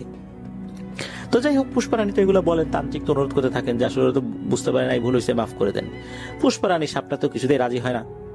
এমনিতেই জিন সাপেরা খুব একগুঁয়ে স্বভাবের হয়ে থাকে অন্য জিনেদের থেকে। পুষ্পারানী জানায় যে সে কখনোই যাবে না চাচির শরীর থেকে। সে এমন ভাবে বিষ ঢেলে দিয়েছে, এই বিষ থেকে পরিপূর্ণভাবে মুক্তি পাওয়া তার জন্য খুবই কঠিন।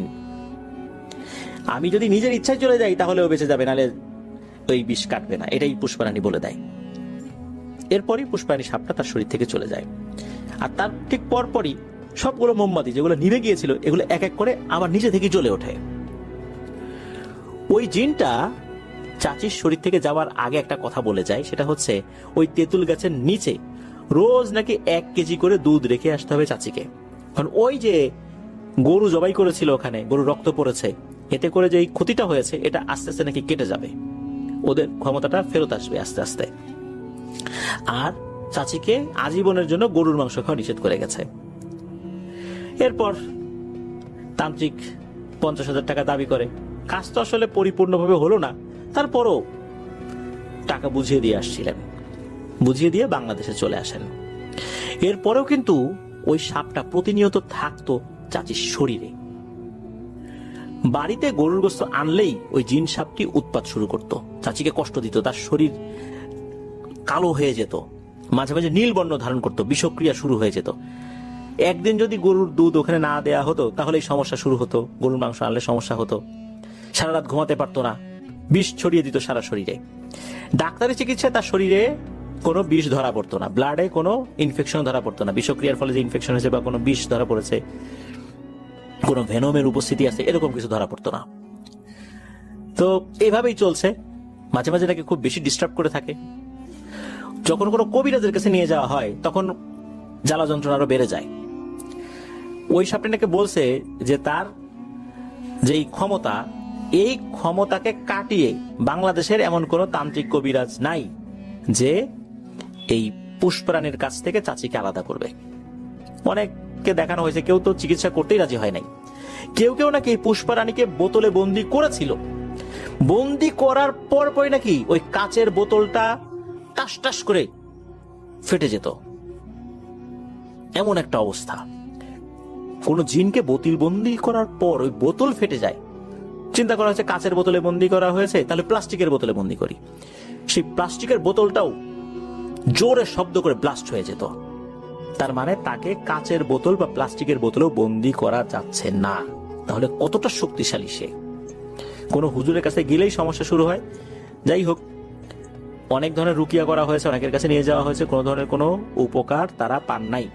ওই যে প্রতিদিন 1 কেজি করে দুধ রেখে আসতে হচ্ছে, যেটা এখনো চলমান রয়েছে, এইভাবেই চলছে। আর ওরা নাকি জানিয়েছে যে আর বেশি দিন করতে হবে না, খুব তাড়াতাড়ি নাকি এই মাসুদ চাচারা বড় লোক হয়ে যাবেন, অনেক বড় লোক করে দেবে, সেদিনটা নাকি তাড়াতাড়ি চলে আসবে। তো এটাই হলো ঘটনা। মাসুদ চাচা বলেছেন যে এই যে সাপটার সাথে আমি কথা বললাম, এটা কিন্তু সেই জিন সাপ না, যেই জিন সাপটা কামড় দিয়েছিল আমার স্ত্রীকে। মূলত এই জিনসাপটা একটা মুসলিম জিনসাপ। এই জিনসাপটা আমার স্ত্রীর সাথে আগে থেকেই থাকতো, কিন্তু এই পুষ্পা রানীর উপস্থিতির কারণে সে আর কাছে আসতে পারছে না। এটা নিয়ে সে আফসোস করে, আর সে মাঝে মাঝে এসে আমাকে বলে যায় কিভাবে রুকিয়া করতে হবে, কিভাবে কি করতে হবে, কিন্তু যত যাই বলুক কাজ হয় না। সেও আফসোস করে যে কেন যে এর থেকে মুক্ত করা যাচ্ছে না, সে নিজেও খুব আফসোস করে। এইভাবেই সে নিজে নিজে আসে, আমার সাথে কথা বলে, নিজে নিজেও বেশ কিছু রুকিয়া সে করেছে, কিন্তু ফল হয় না। আমাকেও কিছু শিখিয়ে দেয়, আমি সেগুলো করি, কিন্তু লাভ হয় না। এটাই হচ্ছে এই সাপের সাথে কথা বলার একটা ঘটনা। এটা হচ্ছে বললেন হলো মাসুদ চাচা। আর মাসুদ চাচা এটাও বলেছেন যে যখন উনি ওনার স্ত্রীর সাথে কথা বলেন, হঠাৎ করে নাকি ওনার স্ত্রী তোতলানো শুরু করে, ফসফস শব্দ করা শুরু করে, আর তখন বোঝা যায় যে ওই পুষ্পা রানী চাচির শরীরে ভর করেছে। আর এটার একটা প্রুফ এই যে মেঘ ভাই, যিনি মিকাইল ভাইকে ঘটনা দিয়েছেন, উনি নিজেও নাকি এটা করেছেন।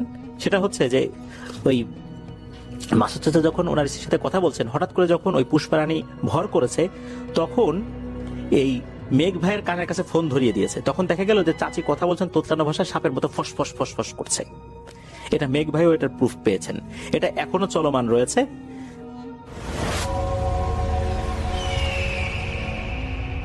হ্যালো লিসেনার্স, আশা করি ঘটনাগুলো আপনাদের ভালো লেগেছে। আমি চেষ্টা করেছি বাছাই করে ঘটনাগুলো আপনাদের মাঝে শেয়ার করার। আমি প্রতিদিনই ঘটনাগুলো বাছাই করে আপনাদের মাঝে একটি করে এপিসোড শেয়ার করার চেষ্টা করি। যদি আমার ঘটনাগুলো একটু ভালো লাগে তাহলে অবশ্যই এই চ্যানেলটি সাবস্ক্রাইব করবেন।